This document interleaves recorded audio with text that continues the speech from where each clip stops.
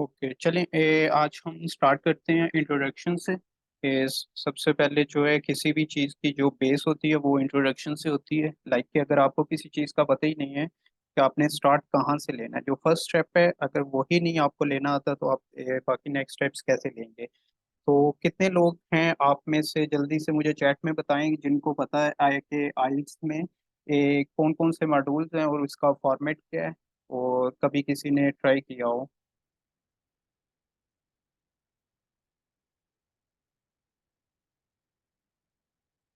ठीक है, काफ़ी सारे लोगों को आइडिया है कि कितने मॉड्यूल्स हैं और उसमें क्या क्या होता है, लेकिन मैं फिर भी इसका एक शॉर्ट इंट्रोडक्शन होगा इसका। उसके बाद एक सेशन मेरे साथ आपका अगेन होगा, वो एंड ऑफ आइट सेशन, जब सर जुनेद, मैम अगना हैं, सर तैयब हैं, अपने अपने सेशन जो हैं वो इनके हो जाएंगे, like speaking, writing and listening वगैरह।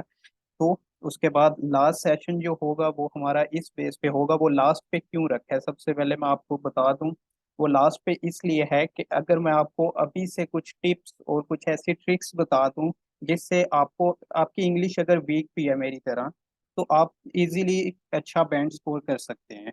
तो वो जो टिप्स हैं, वो ट्रिक्स हैं, जो वो एंड पे बताई जाएंगी, ताकि आप लोग हमारे साथ जुड़े रहें। आप सारी इंफॉर्मेशन, क्योंकि जो टिप्स और ट्रिक्स होती हैं वो बेसिक नॉलेज के बाद काम में आती हैं। आपका बेसिक नॉलेज नहीं होगा, आपने क्लासेस नहीं ली होंगी, सेशन अटेंड नहीं किए होंगे, आपकी लर्निंग नहीं हुई होगी, तो टिप्स की बेस पे या किसी शॉर्टकट के थ्रू ये सब कुछ पॉसिबल नहीं होता। लेकिन अगर आपने वो सेशंस लिए होंगे तो फिर उन सेशंस की बेस पे आप उन जो है वो शॉर्टकट्स को फॉलो करेंगे तो आप एक अच्छा बैंड स्कोर कर लेंगे।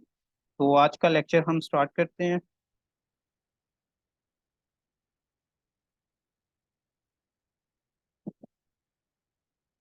काइंडली मुझे बताइएगा, आप सबको प्रेजेंटेशन शो हो रही है?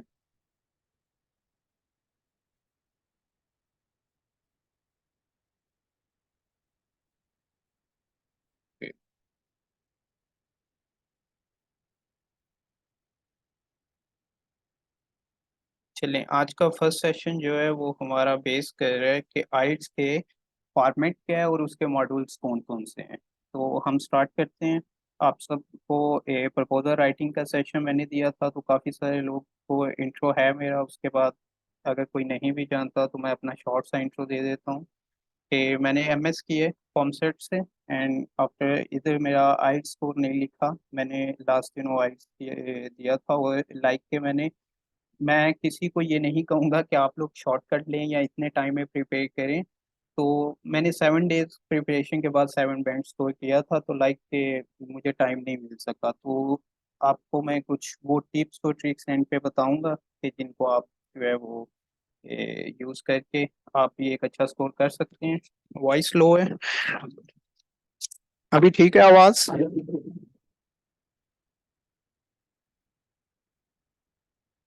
ठीक है, स्टार्ट करते हैं हम सेशन। सबसे पहले कंटेंट हमारा जो है सबसे पहले आइल्स है क्या ये आपको पता होना चाहिए। उसके बाद उसका फॉर्मेट क्या है, उसके अबाउट डिटेल इस सेशन में बात होगी। एंड देन जो मॉड्यूल्स हैं उसके उन पे बात होगी। और जो जो येलो हाईलाइटेड हैं ये वो चीज़ें हैं जो सब सेशंस, चारों मॉड्यूल्स जब आप पढ़ लेंगे सचुनेज से, जब वो लर्निंग हो जाएगी आपकी, तो लाइव डेमोन्स्ट्रेशन में कुछ आपको ऐसी वेबसाइट्स लाइक कि हर पर्सन, हर बंदा जाके बुक्स बाय करे। ठीक है, अच्छी बात है, मैं बुक्स भी रिकमेंड करूंगा। और मैं आपको एक ऐसी वेबसाइट भी बताऊंगा जहां से आपको आइल्स का जो पूरा कोर्स है वो 10,000 अबाउ इतने का राउंड अबाउट मिलते हैं। जो शॉप्स हैं OLX से, मैं आपको एक दो जहां से मैंने मंगवाई थी मैं आपको बताऊंगा। आप लोग उधर से लाइक के 1700 में ये बुक्स ऑर्डर कर सकते हैं। उसके बाद कुछ ऑनलाइन सोर्सेज लाइक के मैक्सिमम लोग जो हैं वो कंप्यूटर बेस्ड टेस्ट देते हैं। तो वो ऑनलाइन अगर आपकी प्रिपरेशन भी, और आपने, और कंप्यूटर बेस्ड मैं रिकमेंड भी करूँगा। तो आपकी जो प्रिपरेशन है वो अगर ऑनलाइन हुई होगी बुक के बजाय, तो आप इजीली उसको स्कोर कर सकेंगे। और उसके बाद एंड पे टिप्स होंगी कुछ।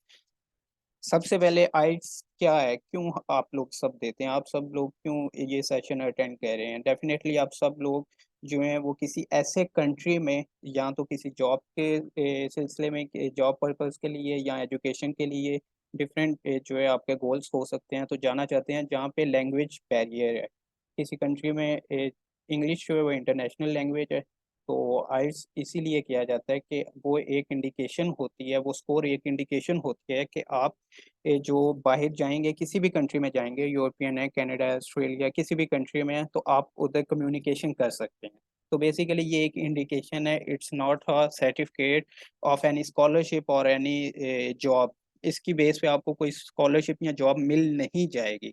ये एक रिक्वायरमेंट है, जिस तरह एक रिक्वायरमेंट आपकी डिग्री, आप एमएस के लिए अप्लाई करते हैं तो आपके पास बीएस की डिग्री होनी चाहिए, उसी तरह कंट्रीज की रिक्वायरमेंट है। कंट्रीज की नहीं भी है तो एम्बेसी की रिक्वायरमेंट है। एक चीज़ जहन में रखें, अगर कोई कंट्री कहता है कि स्कॉलरशिप आइल्स नहीं चाहिए, जैसे रिसेंट इटली की स्कॉलरशिप्स ओपन है, तो उसमें हर आपके सामने लिखा हुआ आएगा कि विदाउट आइल्स आप अप्लाई कर सकते हैं स्कॉलरशिप विदाउट। हर जगह चाहिए होता है, अम्बेसीज की रिक्वायरमेंट होती है, आपको यूनिवर्सिटी एडमिशन दे भी देगी, आपको अम्बेसी वीज़ा नहीं देगी। तो ये एक मैंडेटरी है ही है। तो इसकी टू टाइप्स हैं, अगर आप एजुकेशन पर्पस के लिए जाना चाहते हैं तो एकेडमिक आइल्स होता है, और अगर आप किसी जॉब के सिलसिले में या वर्क वीज़ा या इमिग्रेशन के लिए जाना चाहते हैं तो उसके लिए जनरल ट्रेनिंग होता है। तो एकेडमिक थोड़ा बहुत मुश्किल होता है जनरल ट्रेनिंग से, लेकिन इतना डिफरेंस नहीं है। उसके बाद सबसे पहले मैं बताऊंगा कि आइल्स का जो रिजल्ट है वो किस तरह होता है। कि इसका जो आपने एक दफ़ा, इसका मतलब ये नहीं होता, इस जो ये वाला पॉइंट है उससे मैं कभी भी एग्री नहीं हुआ कि 2 इयर्स तक ये वैलिड होता है। 2 साल के बाद हमारी इंग्लिश ख़त्म तो नहीं हो जाती, या हमारा जो किसी भी लैंग्वेज में जो हमारी स्किल्स हैं या वो जो हमें आती है वो ख़त्म नहीं होता। लेकिन फिर भी सर्टिफिकेट्स जो हैं वो इसके आइल्स के वो 2 इयर्स तक उनके होते हैं।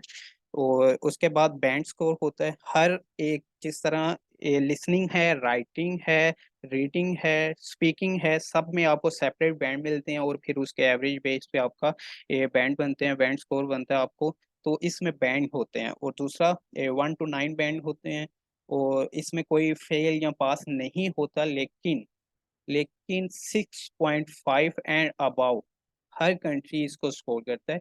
कुछ अरब कंट्रीज हैं या कुछ ऐसे कंट्रीज हैं लाइक सिंगापुर हो गया, या ताजिकिस्तान, उज़्बेकिस्तान, इस टाइप के कंट्रीज हैं जहाँ पे 6 भी, चाइना में भी बहुत सारी यूनिवर्सिटी में 6 जो है वो, टर्की में भी हो जाता है, वो वैलिड है। लेकिन 6 जो है वो बहुत महदूद लेवल पे, तो आप उसको कह लें कि 6.5 मिनिमम आपको रिक्वायर्ड होता है अगर आपने एजुकेशन पर्पस के लिए जाना है। और अगर आपने इमिग्रेशन या जॉब के सिलसिले में आइल्स जनरल ट्रेनिंग वाला दे के जाना है तो उसके लिए आपको बैंड्स को मिनिमम जो है वो 4.5 या 5 तक रिक्वायर्ड होता है। और आपका बैंड स्कोर किस बेस पे बनता है और उसके क्या मतलब होता है वो मैं आपको बताऊंगा। लाइक कि अगर आपने 7 बैंड अचीव किए हैं तो आप इंग्लिश लैंग्वेज के गुड यूज़र हैं, आप अपनी नॉर्मल रूटीन में अच्छा यूज़ करते हैं उसको। और अगर आपके 6 बैंड हैं या 6.5 हैं तो आप कम्पिटेंट यूज़र हैं, लाइक कि आप लर्निंग कर रहे हैं और आप यूज़ भी उसको करते हैं, और आगे आप लर्निंग कर भी सकते हैं, ठीक है।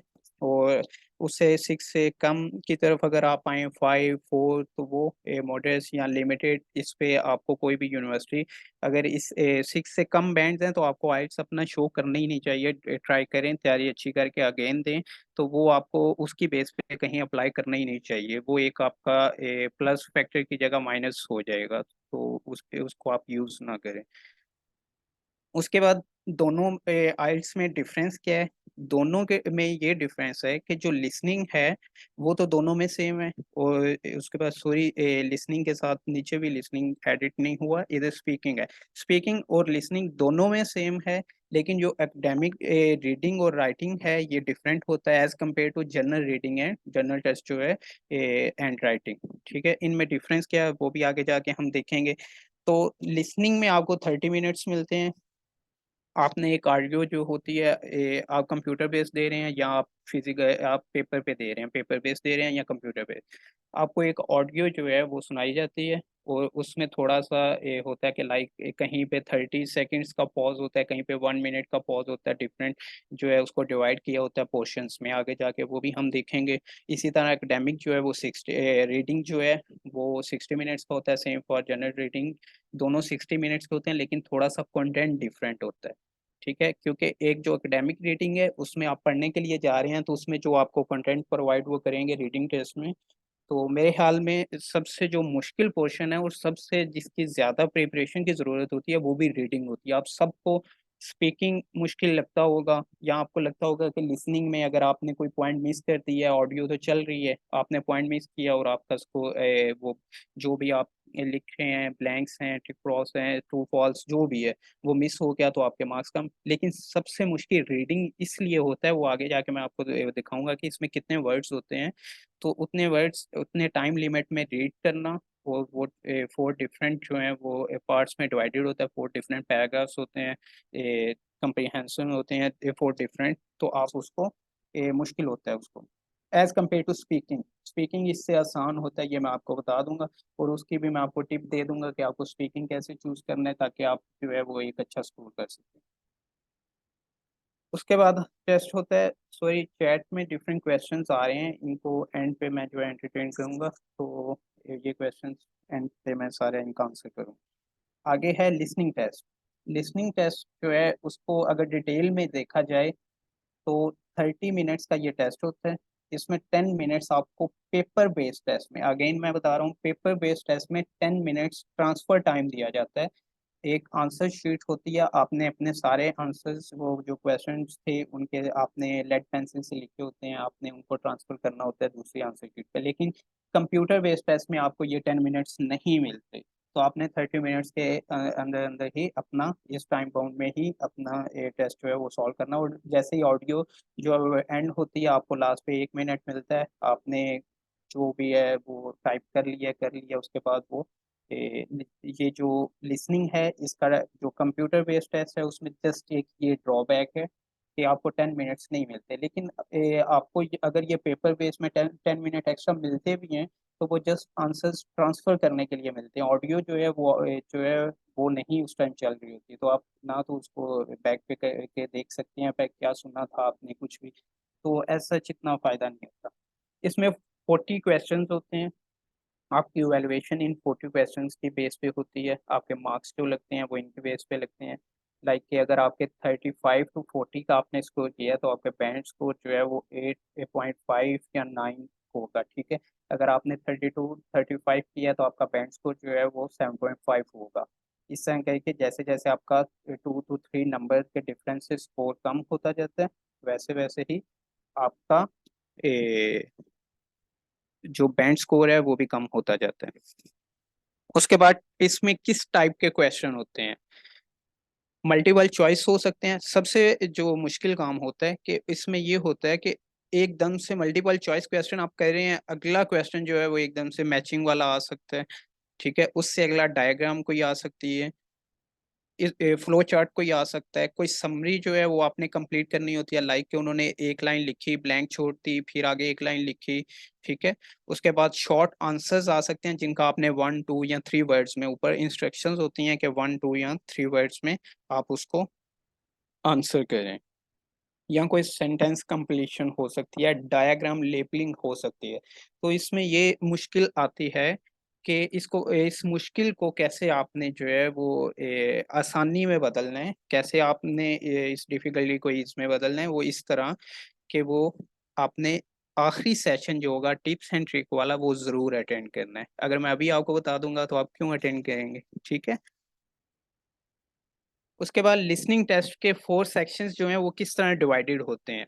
आपको ऑडियो स्टार्ट होगी, आपको उन्होंने बता दिया स्टार्ट हो गई है, तो आपके पास कन्वर्सेशन होती है बिटवीन, पहला सेक्शन जो होता है दो लोगों के दरमियान, लाइक के कोई फोन कॉल हो सकती है, आप कोई होटल जो है वो मैनेजर है या कोई भी रिसेप्शनिस्ट है या किसी हॉस्पिटल में या किसी स्कूल कॉलेज में, ठीक है, रिसेप्शन पे कोई बैठा हुआ है, तो उसको कोई कॉल रिसीव होती है, दो लोगों के दरमियान जो कन्वर्सेशन होती है उसको उन्होंने रिकॉर्ड किया होता है, ठीक है। उस कन्वर्सेशन की बेस पे आपके आगे क्वेश्चन आ रहे होते हैं, लाइक के पहला क्वेश्चन कोई ब्लैंक है, उस ब्लैंक में उन्होंने पूछा होगा, फर्स्ट सेक्शन की बात कर रहा हूँ, कि उसने होटल मैनेजर से बात करते हुए जो रूम रेट है वो कितना बताया। अब वो रूम रेट जो है वो डायरेक्ट आपको नहीं पता चलता, वो इनडायरेक्ट पता चलता है, लाइक के वो आपको एक या दो या तीन या चार रूम के रेट बता देगा, अपर पोर्शन लो पोर्शन किसी और होटल का किसी और सूट का, वो आपको रेट बता देगा। तो आपको समझ नहीं आएगा इधर, आपने समझना है कि एग्जैक्ट उन्होंने किस वाले रूम का या किस चीज का रेट पूछा है। मैं ये एक एग्जांपल दे रहा हूँ। तो इसमें ये हो सकता, और ये भी हो सकता है कि जो मैनेजर था उसने अपने रेट जो है वो बताया कि लाइक के $30 रेट है पर नाइट, और साथ ही उन्होंने कह दिया कि नाउ रेज हम इसको $20 में पर नाइट दे रहे हैं। आपने क्या किया, जल्दी से $30 को टिक कर लिया, ठीक है। तो आप उसको फॉलो नहीं कर सके। अब इधर क्या हो गए, आप पैनिक हो गए हैं। पैनिक होने से आपका क्या हुआ है कि यहाँ तो अगला क्वेश्चन भी गलत हो जाएगा क्योंकि आप पिछले को ठीक करने गए हैं, तो यहाँ जो पिछला है वो गलत ही रहेगा। तो इस पैनिक होने की वजह से मे भी आप अगले 2 से 3 पॉइंट मिस कर जाए। तो ये चीजें जो हैं, यही चीजें आपको इधर सिखाई जाएंगी, पढ़ाई जाएंगी है जो है मॉड्यूल में। तो आपने बस इसको अगले सेशंस भी अटेंड करने हैं। उसके बाद सेकंड जो है, सेकंड सेक्शन जो है उसमें मोनोलॉग होता है। उसमें एक बंदा जो है वो बात कर रहा होता है किसी भी लाइक के सोशल लाइफ में कोई भी इशू है उस पे एक बंदा बात कर रहा है, उसकी कन्वर्सेशन है, उसमें से क्वेश्चन होते हैं, उसमें से ट्रू फॉल्स भी हो सकते हैं, मैचिंग भी हो सकते हैं, डिफरेंट हो सकते हैं। एंड देन सेक्शन 3 में क्या होता है कि एकदम से चार लोग आपस में बात करने लग जाते हैं, और चार लोग इस तरह बात करने लग जाते हैं, मैं उसकी एक आपको एग्जांपल दूंगा। अगर तो वो जनरल ट्रेनिंग टेस्ट है तो उसमें चार लोग किसी होटल पे बैठे हुए बात कर रहे हैं आपस में, किसी बिजनेस की बात कर रहे हैं। और अगर वो एकेडमिक टेस्ट है तो उसमें डेफिनेटली कोई एकेडमिक बेस्ड बात हो रही होगी, लाइक के किसी टीचर और स्टूडेंट, 3 से 4 स्टूडेंट हैं क्लास के, और टीचर है, वो उनकी आपस में बात हो रही है और डिस्कशन चल रही है कि ये असाइनमेंट ऐसे ही होनी चाहिए या ये पेपर एग्जाम ऐसे होना चाहिए। ये उस डिस्कशन को आपने फॉलो करना, और ये सबसे मुश्किल पार्ट सेक्शन है इसमें लिसनिंग वाले में। तो इसको क्योंकि फॉलो करना डिफिकल्ट होता है, प्रोफेसर जो होता है, जो कन्वर्सेशन होती है, मैं एग्जांपल दे रहा हूँ, वो कोई एक बात करता है, उसकी बेस पे क्वेश्चन पूछा होता है, लेकिन स्टूडेंट आगे से उससे आर्ग्यू करता है कि ये ऐसा नहीं ऐसा हो सकता है, और प्रोफेसर एट द एंड मान भी जाता है, और जो वो मान जाता है उसको वो एग्री कर जाता है, वो बिल्कुल धीमे लहजे से बोल देता है, लाइक कि आपको लगता है कि जो उसने प्रोफेसर ने पहले कहा था वो वाली बात होगी, या स्टूडेंट ने जो पहले बात की थी वो वाली होगी। तो वो आपने उसको फॉलो करना है, ठीक है। सेक्शन 4 क्या होता है, उसमें भी एक ही बंदा होता है, लाइक एक लेक्चर चल रहे हैं, कोई प्रेजेंटेशन चल रही है, किसी ये भी एकेडमिक बेस्ड होता है, और किसी स्टूडेंट की प्रेजेंटेशन चल रही होती है, या किसी स्टूडेंट का कोई टॉपिक है, पोस्टर प्रेजेंटेशन है, वो उस पर बोल रहे हैं, ठीक है। तो ये इस टॉपिक में से क्वेश्चंस होते हैं। उसके बाद लिसनिंग टेस्ट जो है उसको असेस कैसे किया जाता है, एवेलुएट कैसे किया जाता है, आपकी लिसनिंग जो कैपेबिलिटी है उसको कैसे चेक किया जाता है। तो सबसे पहले तो उसमें देखा जाता है कि आपने जो आइडिया था, जो जो फैक्चुअल इंफॉर्मेशन थी, जो समरी थी, आपने उसको ग्रैब किया, लाइक कि आपने एक पूरी कन्वर्सेशन सुनी, उसको आपने उसमें से जो इंफॉर्मेशन, जो मेन इंफॉर्मेशन थी वो कलेक्ट कर सके कि नहीं कर सके, ठीक है। इस बेस पे एवेलुएट किया जाता है। उसके बाद आपने ओपिनियन, एटीट्यूड और पर्पस ऑफ स्पीकर, वो बोल क्या रहा है, क्योंकि कुछ ऐसे भी क्वेश्चन आएंगे, पर्पस कैसे डिफाइन होगा, जिस तरह मैंने एग्जांपल दी कि प्रोफेसर ने एग्री किया इस बात पे, ठीक है। आप वो इधर आपसे इस तरह का क्वेश्चन पूछ सकते हैं कि एट द एंड प्रोफेसर का जो है इसके अबाउट क्या उसका माइंड था, या वो क्या चाहता था।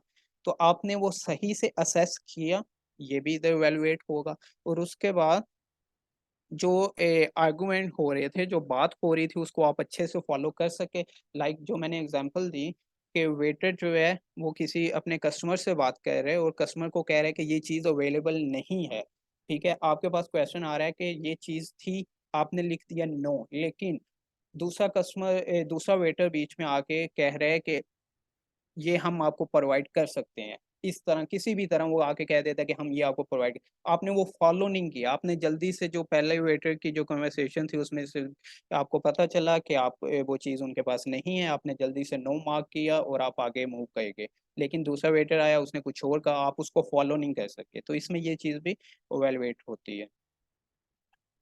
इधर मैं थोड़ा स्टॉप करूंगा, स्टॉप करके आपको एक चीज़ समझाना चाहता हूँ मैं। आइल्स जो है वो 50% आपकी इंग्लिश जो है वो आपकी किस लेवल तक आती है, ठीक है, आपके इंग्लिश में नॉलेज कितना है, आपकी कम्युनिकेशन कितनी है, आपकी राइटिंग रीडिंग कैपेबिलिटी कितनी है, 50% सिर्फ इस पे बेस करता है। मैं आपको अगेन बता रहा हूँ, एक जो है नॉर्मल पर्सन जिसकी इंग्लिश बहुत अच्छी नहीं है, लाइक उसका जस्ट वो अपना ड्यूरिंग डिग्री उसने इंग्लिश पढ़ी, अपना जो उसका कोर्स वर्क था वो इंग्लिश में था, अगर वो बंदा अच्छे से को इसको पैटर्न को अच्छे से फॉर्मेट को समझ लेता है और कुछ टिप्स फॉलो कर लेता है, तो वो पर्सन जिसकी इंग्लिश बहुत अच्छी है वो बराबर हो जाएंगे, ठीक है। तो कहीं भी आपने जो है वो डिमोटिवेट नहीं होना कि आपकी इंग्लिश अच्छी नहीं है, शायद आप इसको कर ना सकें। आप शुरू में 2 से 3 जो है वो लिसनिंग के टेस्ट देंगे ऑनलाइन, जो मैं वेबसाइट्स आपको बताऊंगा, उन वेबसाइट्स पे जाके वो सारे टेस्ट जो हैं वो ऑलरेडी आइल्स में डिफरेंट एग्जाम में प्रीवियसली आ चुके हैं। तो वो आप 2 से 3 पहले टेस्ट में शायद आप 10 से 12, मैंने पहला टेस्ट जो लिसनिंग का दिया था, लाइक मैंने 14 स्कोर किए थे आउट ऑफ 40, तो मेरे 14 मार्क्स थे। एंड देन 18, 21, 25, 27, 30, 32, 33, ठीक है, आप एक लेवल तक पहुंच जाते हैं आप डेली बेसिस पे जब 2 से 3 टेस्ट देते हैं, और आहिस्ता आहिस्ता आपको वो अच्छा भी लगने लगता है, लाइक आप कन्वर्सेशन सुन रहे हैं, आप उधर मार्क कर रहे हैं, आपके सामने एंड पे रिजल्ट आ रहा है, आपको लग रहा है कि मेरी इंग्लिश बहुत अच्छे से इम्प्रूव हो रही है, ठीक है। तो आपको अगर इंग्लिश में इशू है तो कभी भी ये ना सोचें कि आपका टेस्ट नहीं क्लियर होगा, बहुत इजीली क्लियर होगा। तो उसके बाद आ जाता है रीडिंग टेस्ट। रीडिंग भी 60 मिनट्स का होता है, ये जो फर्स्ट था। लिसनिंग वो 30 मिनट्स का था, ये 60 मिनट्स का होता है। इसमें भी 40 क्वेश्चंस होते हैं और इसके 3 डिफरेंट सेक्शंस होते हैं। ये मैं क्यों मुश्किल कहता हूँ, लाइक कि मैं आपको बताता हूँ कि टेस्ट को अटेम्प्ट करते हुए मैं अभी पहला और दूसरे जो थे पैराग्राफ्स वो पढ़ के, दो जो थे टॉपिक्स उनको बस सिर्फ पढ़ा था, तीसरा टॉपिक अभी मैंने पढ़ा भी नहीं था, और मेरे पास जस्ट और जस्ट 6 मिनट्स रह गए थे। 6 मिनट्स में आपने 2 से 3 पेज तक का जो पैराग्राफ है वो पढ़ने हैं, और उसके आंसर्स भी करने हैं, लाइक 15 क्वेश्चन। और जो थर्ड वाला पैराग्राफ जो सबसे मुश्किल हो जाता है, पहला कुछ थोड़ा आसान होता है, दूसरा उससे मुश्किल है, तीसरा वाला सबसे मुश्किल होता है। तो वो आपने जो है एंड पे आपके पास टाइम अगर नहीं बचता, मैं साथ साथ आपको बता रहा हूँ कि कौन सी टिप्स होंगी एंड पे, कि आपको पता हो कि आपने कैसे अटेंड करना है। तो अगर आपके पास एंड पे टाइम नहीं बचता, आपके पास 5 to 10 मिनट्स रह गए हैं, तो आपने जल्दी से उस पैराग्राफ को कैसे जो है वो स्कीमिंग करके आपने किस तरह उसको रीड करके आपने आंसर करना है और अच्छा बैंड स्कोर करना है, ये भी बताया जाएगा। अच्छा, इसमें किस टाइप के पैराग्राफ्स होते हैं? मल्टीपल इस जो पैराग्राफ्स होते हैं उनमें आगे मैं बताता हूँ वो किस टाइप के होते हैं, उनके क्वेश्चंस जो हैं वो किस पे तरह के होते हैं। मल्टीपल चॉइस क्वेश्चंस हो सकते हैं, आपने इंफॉर्मेशन आइडेंटिफाई करनी होती है, लाइक कि उन्होंने आपसे पूछा होता है कोई स्टेटमेंट दे के कि ये स्टेटमेंट पैराग्राफ से या इस वाले जो समरी है इससे अलाइन करती है, इस वाले टॉपिक से अलाइन करती है। तो आपने बताना होता है कि ट्रू है या फॉल्स है, अलाइन करती है कि नहीं करती, ठीक है। वो कह रहे होते हैं ये अलाइन करती है या ये गिवन है इस सेंटेंस में, तो आपने वो अच्छा चेंज हो जाता है।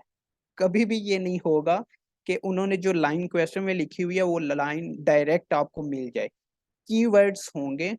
आपने कैसे कीवर्ड्स हाईलाइट करने हैं, जल्दी से आपने कीवर्ड्स को कैसे हाईलाइट करना है, कंप्यूटर बेस में भी हाईलाइट करने का ऑप्शन होता है, और आपने उस कीवर्ड का अपने ज़हन में जल्दी से सिनोनिम्स आपने अपने ज़हन में जल्दी से देखना है कि क्या बन सकते हैं, जाके उनको आपने पैराग्राफ में फाइंड करना है।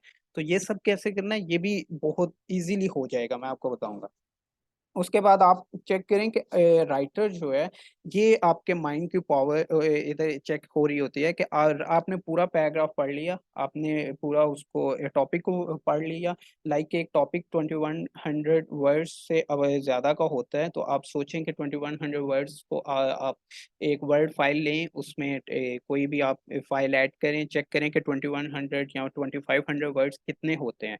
तो आप अपना माइंड बनाएं कि इतना लंबा एक सेक्शन होगा और उस तरह के 3 सेक्शन होंगे, और पहला आसान, दूसरा, और वर्डिंग जो होगी वो काफी डिफिकल्ट होती है, लाइक कि आपने कुछ वर्ड्स तो ऐसे होते हैं लाइफ में सुने भी नहीं होते, तो आपने उनको अपने माइंड से, आपने पैराग्राफ उसके आगे पीछे वाले वर्ड से, सेंटेंस से आपने चेक करना होता है, आपने अपने आपको बताना होता है कि शायद इसका मतलब ये हो। तो आप उसमें जो राइटर होता है उसने शुरू में बेस क्या बनाई थी और आगे एक्सप्लेन करना क्या चाह रहा है, उसके व्यू से आपको पता चल जाता है। तो इस टाइप के क्वेश्चन होते हैं। उसके बाद मैचिंग होती है, लाइक हेडिंग दी होती है, और एक 4 to 5 वर्ड्स की एक हेडिंग होगी, और आपको उन्होंने कहा होगा कि ये हेडिंग किस वाले पैराग्राफ से मैच करती है। पैराग्राफ नंबरिंग हुई होगी ABCDEF, ठीक है। तो आपने बताना होता है कि, और आपको लग रहा होता है ये ए से भी मैच करती है, ए में भी इसने ये बात की है। लाइक आप जब आप जो है वो एक ऐसे लिखते हैं मॉर्निंग वॉक पे, तो आपको इससे पूछा जाए, आपने 10 पैराग्राफ्स का एक ऐसे लिखा है, और एंड पे आपसे पूछा जाए कि उस ऐसे में से कोई भी हेडिंग जो है वो उठा के बना के आपसे पूछा जाए कि ये किस वाले पैराग्राफ से मैच करती है, आपको तो लग रहा होगा कि हर जगह पे ही मैंने मॉर्निंग वॉक की बात की है ना, सबसे ही मैच कर रहे हैं। तो इस चीज को वैल्यूएट कैसे करना है, सर जुनेद बताएंगे आपको इसमें। उसके बाद समरी कंप्लीशन होती है, इसमें भी सेंटेंस होते हैं और उसको कंप्लीट करना होता है। यहाँ नीचे जो है उन्होंने ऑप्शंस में 2 से 3 लाइन के ऑप्शन लिखा होता है। अब सोचें आपके पास टाइम कितना है, 60 मिनट, और ऑप्शंस ही 5 ऑप्शंस हैं, और हर ऑप्शन 2 से 3 लाइन का है। ठीक है, 2 to 3 लाइन्स का एक ऑप्शन है, और आपके पास 60 मिनट्स हैं, और आप हर क्वेश्चन को मैक्सिमम 1.5 मिनट दे सकते हैं, और इसमें आपने 3 इतने लंबे पैराग्राफ्स को भी रीड करके आना है। तो इसमें टेबल्स भी हो सकते हैं। एकेडमिक में टेबल जो हैं वो रीडिंग टेस्ट में नहीं होते, और इसमें ये जनरल ट्रेनिंग में हो सकते हैं। उसके बाद आ जाता है कि रीडिंग टेस्ट में क्या क्या टेक्स्ट जो होगा वो किस टाइप का होगा। तो सबसे पहले डिफरेंट बुक्स जर्नल जिनकी हैबिट है बुक रीडिंग, जिनकी हैबिट है, या कभी वीकली, मंथली, या फिर आफ्टर 15 डेज जो बुक रीडिंग करते हैं, उनके लिए ये वाला पोर्शन बहुत आसान होता है, क्योंकि काफ़ी इंफॉर्मेशन जो है वो डिफरेंट जर्नल, मैगजीन्स और न्यूज़पेपर से एक्सट्रैक्ट की होती है। तो नॉर्मल जो हमारी ये कन्वर्सेशन होती है, सोशल कन्वर्सेशन यही होती है, तो उसको वो फॉलो कर रहे होते हैं, वर्डिंग काफ़ी मैच कर जाती है, तो जिसकी हैबिट है हो। तो अब ये नहीं है कि आपने जिंदगी में बुक रीडिंग नहीं की, आपकी ये हैबिट ही नहीं है, तो आप ये टेस्ट नहीं अटेंड कर सकते और आप जो है वो डिमोटिवेट हो जाएं।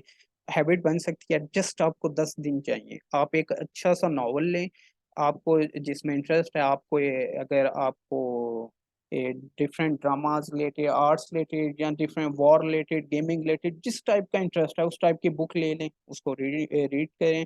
तो आपके 10 से 12 दिन बाद आपको लगेगा कि आपको काफ़ी चीज़ें समझ आना लगी। उसके बाद ऑडियंस जो है वो एकेडमिक टॉपिक्स जो हैं वो written for non specialist audience, like के सारे जो हैं, अब ये नहीं होगा कि उधर कोई फिजिक्स का टॉपिक जो है वो बहुत ही कोई ऐसी थ्योरी दे दी है, बायो की कोई ऐसी थ्योरी दे दी है, या केमिस्ट्री की किसी सब्जेक्ट की, इंजीनियरिंग इलेक्ट्रिकल इंजीनियरिंग का कोई टॉपिक दे दिया है कि कौन सी वायर जो है वो किधर अटैच हो रही है। ठीक है, मुझे इलेक्ट्रिकल इंजीनियरिंग का इतना नॉलेज नहीं है, मुझे लगता है कि उसमें सर्किट वगैरह बनाया जाता है। तो लाइक वो टॉपिक नहीं आपको दे देंगे, जनरल सा टॉपिक होगा, जैसे रिसेंट इंडिया का जो है स्पेस मिशन गया है, तो इस टाइप का कोई आर्टिकल हो सकता है, उस पे बेस कर सकता है। या नोबेल प्राइज जो मिलते हैं उनका जो टॉपिक होता है, ह्यूमन राइट्स का कोई टॉपिक हो सकता है, इस तरह का कोई भी टॉपिक हो सकता है। लेकिन कोई भी ऐसा टॉपिक नहीं होता जिसपे किसी को टारगेट कर रहे हो, लाइक जेंडर बेस या किसी कंट्री को। तो बिल्कुल ऐसा टॉपिक होगा जो सबको समझ आ जाए। अगर फिजिक्स का भी टॉपिक है, होता तो एकेडमिक है ना, बायो का भी होता है। लाइक मेरे मेरे जो टेस्ट में टॉपिक था वो केमिस्ट्री रिलेटेड था, तो मैं बायो स्टूडेंट हूँ, थोड़ा बहुत जो है वो मुझे समझ आ गया। तो फिजिक्स का भी आ सकता है, लेकिन आपको वो इजीली जो आपने 9 10 और फर्स्ट ईयर सेकंड ईयर में जो आपने A लेवल O लेवल पे अपना टॉपिक्स पढ़े होंगे, उस लेवल तक, उससे आगे नहीं। उसके बाद टेक्स्ट रेंज जो है वो डिस्क्रिप्टिव होती है सबसे पहले, ठीक है। उसके बाद फैक्चुअल इंफॉर्मेशन होती है, पूरा आइडिया जो है वो एक्सट्रैक्ट करके उन्होंने एक्सप्लेन किया होता है। फिर वो एनालिटिकल टेक्स्ट होता है, लाइक कि वो आपने उसमें एवेलुएट करना होता है किसकी बात हो रही है। वो पैराग्राफ को इतना मुश्किल बना देते हैं, बेस उन्होंने कोई और बनाई होती है, ठीक है, वो आहिस्ता आहिस्ता बात करते हुए पूरे वो पैराग्राफ में 2 से 3% पे बात करते करते एट द एंड आपका क्वेश्चन इस जगह से आ जाता है, आपको समझ नहीं आ रही होती कि आप वो बात किस चीज की कर रहे हैं। तो एनालिटिकल टेक्स्ट जो है वो इस टाइप का होता है जहाँ पे आपने इवेलुएट करना हो कि वो किसकी बात कर रहे हैं। ठीक है। तो डिस्कर्सिव टेस्ट आपने आइडिया को जो है वो फाइंड करना होता है कि वो आइडिया क्या है, क्योंकि इस टाइप के भी क्वेश्चन होते हैं कि आइडिया क्या है, आप उसको आपने उसको टाइटल देना होता है। पैराग्राफ को आपने टाइटल देना होता है कि आपने उसका टाइटल लिखना है कि ये वो नीचे ऑप्शंस होंगे आपके पास, 3 4 5 ऑप्शंस हो सकते हैं। तो वो आपको ऐसा लग रहा होता है कि सारी टाइटल्स जो हैं वो इससे मैच करते हैं। तो ये चीज़ एवेलुएट होती है। और नॉन वर्बल मटेरियल डायग्राम्स हो सकती हैं रीडिंग में, लेकिन ये जनरल ट्रेनिंग टेस्ट में। ठीक है। तो उसमें ये होता है कि कुछ डायग्राम्स होंगी, उनको आपने रीड करना होगा, डायग्राम को देखना होगा। तो वो उसमें पता चलता है कि लाइक के कोई मैप दिया हुआ है, उसको आपने रीड करना और उसमें से क्वेश्चन पूछे होते हैं। तो अगेन डायग्राम वाला मैं अगर थोड़ा सा प्रीवियस मॉड्यूल्स के साथ लिसनिंग वाले के साथ रिलेट करूं, तो उसके साथ जो थर्ड वाला पोर्शन था जो मैं कह रहा था, थर्ड सेक्शन जो काफी मुश्किल है, उसमें अक्सर ये होता है कि एक डायग्राम आ जाती है और आपने सुनना होता है, वो मैप होता है किसी यूनिवर्सिटी का, किसी सिटी का, किसी का भी। ठीक है। और उसमें आपको डायरेक्शन जो है वो बहुत क्लियर होनी चाहिए। ठीक है। लेफ्ट राइट नहीं लिखा होता, साउथ वेस्ट, साउथ ईस्ट। ठीक है। स्ट्रेट, स्ट्रेट टू लेफ्ट, इस तरह करके उन्होंने ऐसे ऐसे वर्ड यूज किए होते हैं। तो बहुत सारी डायरेक्शंस की एक वो लिस्ट होगी, वो भी मैं सेंड कर दूंगा ग्रुप में। तो उसको आप एक दफा जरूर चेक करें कि डायरेक्शंस इस तरह उन्होंने दी होती हैं। तो आप सुन रहे हैं, आप ये याद रखें कि आप लिसनिंग में सुन रहे हैं और वो कह रहे हैं कि इधर से आप जा रहे हैं। अब उसने जहां से स्टार्ट कर लिया, अगर आपने वहीं से उसको फॉलो करना स्टार्ट नहीं किया, तो आपका सारा मैप, वो 5 6 7 क्वेश्चन जितने होंगे वो गलत हो सकते हैं। क्योंकि वो स्टार्ट करेगा किसी एक पॉइंट से और वो ये नहीं बताएगा कि आगे जाके वो हर दफा चीज़ों के नाम नहीं लेगा कि मैं कैंटीन में आ गया हूँ, एक मैप है किसी यूनिवर्सिटी का, मैं क्लासरूम में आ गया हूँ, वो ये नहीं बताएगा। वो हमेशा उसमें आपको सुना जाएगा कि इधर से left right, left, south west, south east, near to river, near to garden, इस तरह के वर्ड यूज होंगे। तो आपने पॉइंट, स्टार्ट पॉइंट से आपने फॉलो करना है उसको। तो जिधर जिधर मूव कर रहा है साथ साथ, कोई क्वेश्चन मिस हो जाता है, लीव इट, नेक्स्ट आप करें, बजाय कि आप सारे गलत करने के एक जो है वो रह भी जाए। तो वो जो एक रह जाता है वो इजीली सॉल्व हो सकता है, क्योंकि आपके पास जब सारे सॉल्व हुए होते हैं तो आपके पास लास्ट पे 2 से 3 ऑप्शन, एक दो एक्स्ट्रा ऑप्शन होते हैं। तो उनमें से कोई एक आप जो है उसमें एडजस्ट कर लेते हैं अपने थिंकिंग के अकॉर्डिंग। तो वो हो सकता है आपका तुक्का लग जाए। उसके बाद जनरल ट्रेनिंग टेस्ट जो है वो रीडिंग, उसमें क्या होता है, उसमें section 1 section 2 section 3, first section जो होता है उसमें फैक्चुअल टेक्स्ट होता है, वही बात के समराइज किया होता है इंफॉर्मेशन को डिफरेंट टॉपिक्स में से, जो डेली लाइफ के टॉपिक्स होते हैं उसमें से। ठीक है। तो एवरीडे टॉपिक लाइक के जैसे कोविड चल रहा था, कुछ बैक जाएं अगर 2021 में, तो उसके रिलेटेड कोई दो कन्वर्सेशन हो रही है दो लोगों में। ठीक है। ये हमारा सोशल लाइफ जो है उसका कोई टॉपिक है। तो जनरल ट्रेनिंग टेस्ट में ये होता है। मैक्सिमम आप स्टूडेंट्स हैं तो इसको मैं जल्दी से आगे लेके चलूंगा, क्योंकि आपका इससे इमिग्रेशन और जॉब रिलेटेड सिर्फ जब ये रिक्वायर्ड होता है।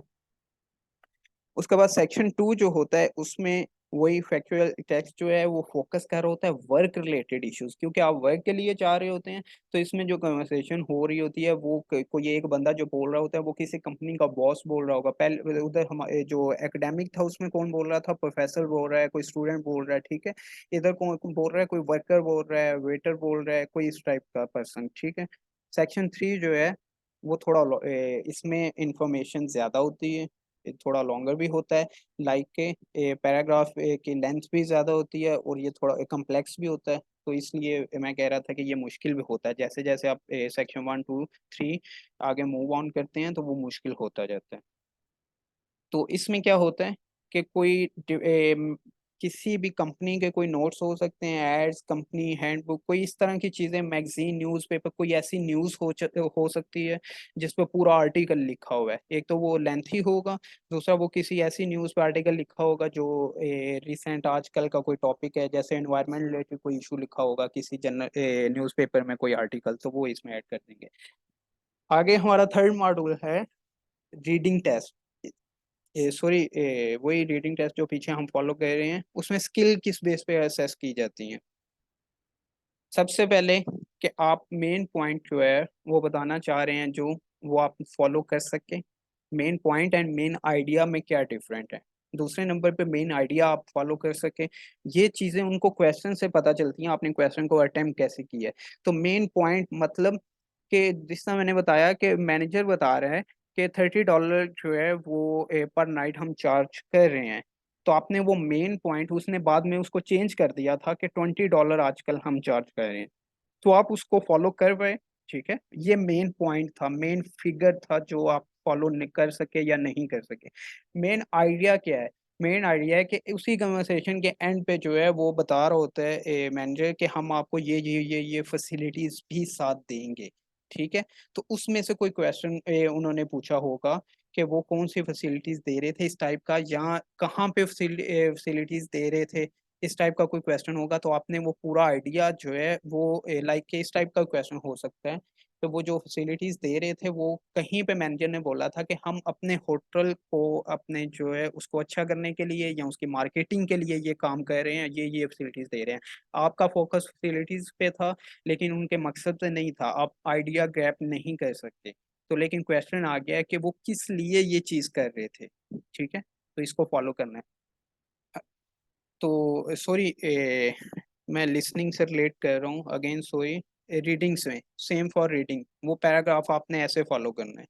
ठीक है, उसके बाद रीडिंग में क्या होता है कि आप डिटेल में रीड कर पाए कि नहीं, कम टाइम में डिटेल में रीड कर पाए कि नहीं। लाइक के पैराग्राफ अगर आप उसको स्टार्ट से पढ़ना शुरू करें और एंड तक पढ़ें, और एक नॉर्मल पर्सन जिसका इंग्लिश के साथ एज सच डेली इतना इंटरेक्शन नहीं है, उस वो डिफरेंट जो आर्टिकल्स हैं या बुक रीडिंग नहीं की, तो वो जो स्टार्ट करेगा, मैं आपको गारंटी कह रहा हूँ कि अगर वो इस टाइप का पर्सन है, वो प्रैक्टिस नहीं करके गया, तो वो ऑलमोस्ट 25 मिनट्स पहले ही सेक्शन पे ले जाएगा। तो आप उसको कितने सेक्शन, 3 सेक्शन अटेम्प्ट करने हैं, तो पहले सेक्शन पे ही इतना टाइम ले गया। उसके बाद पास लास्ट पे कितना 35 मिनट्स बचे हैं, अभी उसने क्वेश्चन सॉल्व करने हैं।